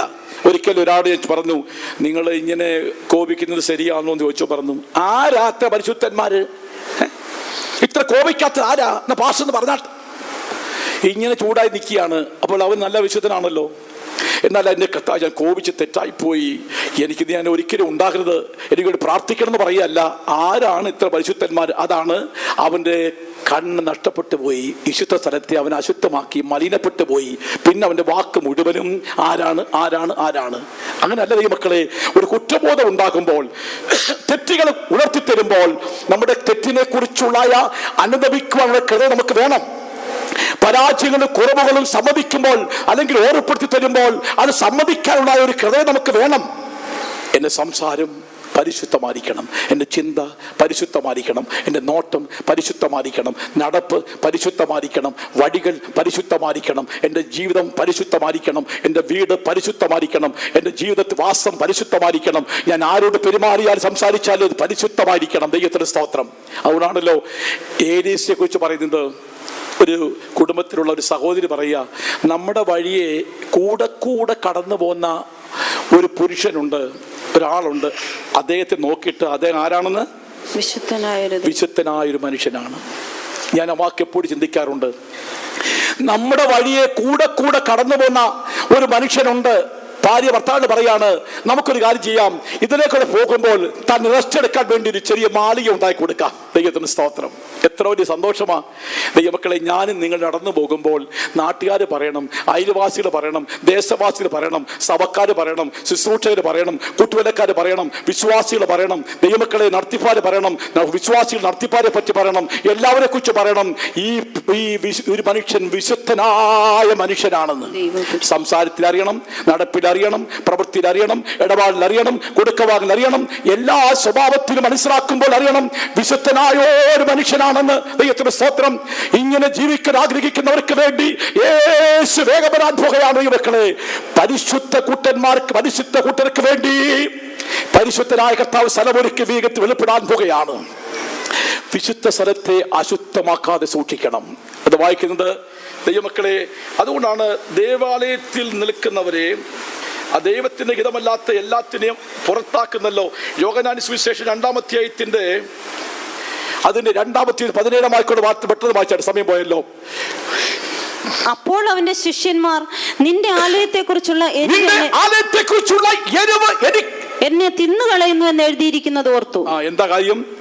ദേവാലയത്തിലേക്ക് യേശു കടന്നപ്പോൾ അവിടെ വിൽക്കുന്നവരെയും പിന്നെ വാങ്ങുന്നവരെയും ഒക്കെയും കച്ചവടക്കാരെയെല്ലാം കണ്ടിട്ട് കയറുകൊണ്ട് ചമ്മട്ടി ഉണ്ടാക്കി എല്ലാത്തിനെയും പുറത്താക്കി.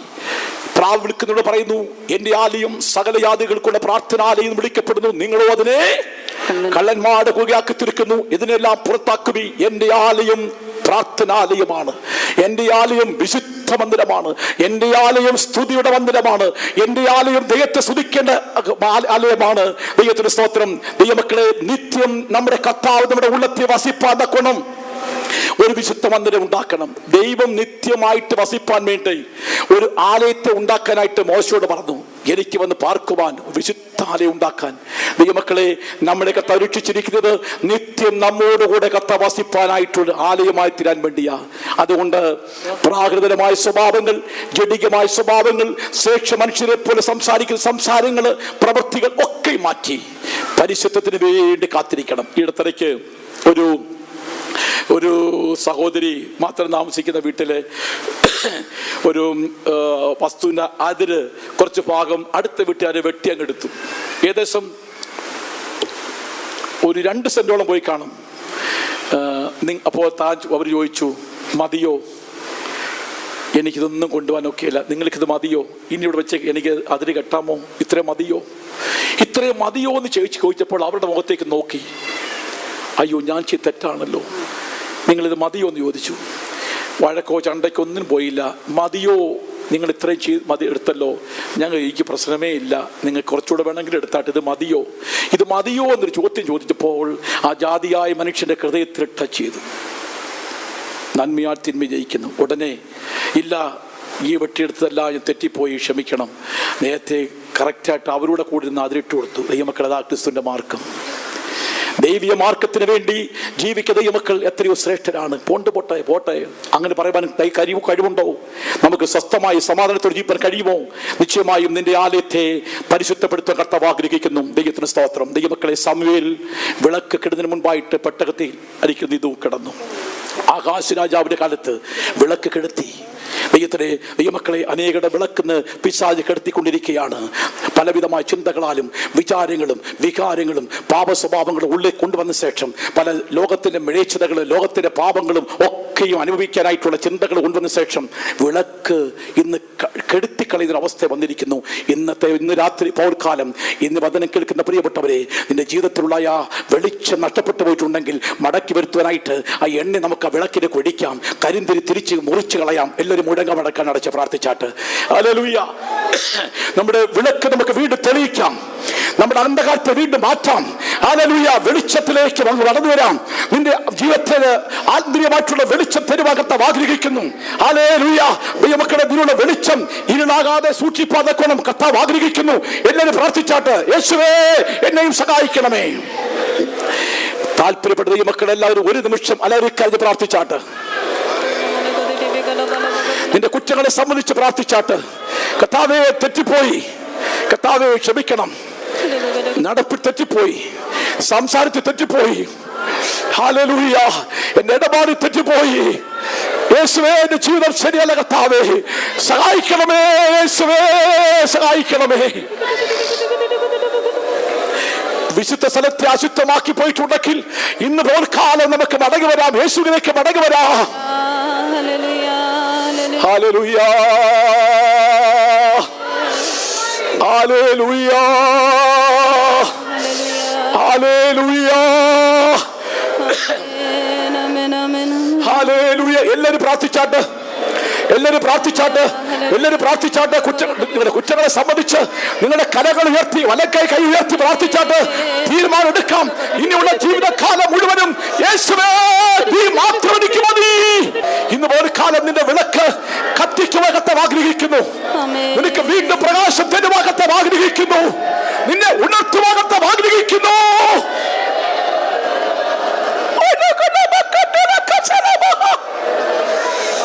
Hallelujah, hallelujah. സകല അന്ധകാരത്തെ തുളച്ചു മാറ്റുവാൻ യേശു ആഗ്രഹിക്കുകയാണ്. Hallelujah, hallelujah, hallelujah.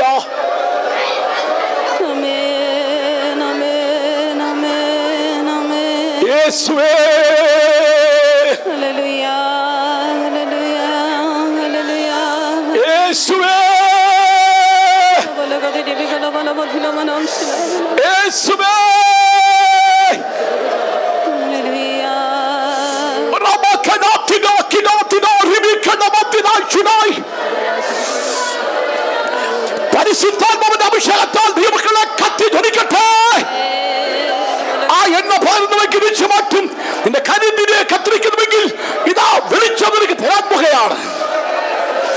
നിന്റെ വിളക്ക് കത്തിക്കട്ടെ, വിളക്ക് കത്തി പ്രകാശിക്കട്ടെ. ഹല്ലേലൂയ. ആമേൻ. Jesus Jesus Jesus Jesus Jesus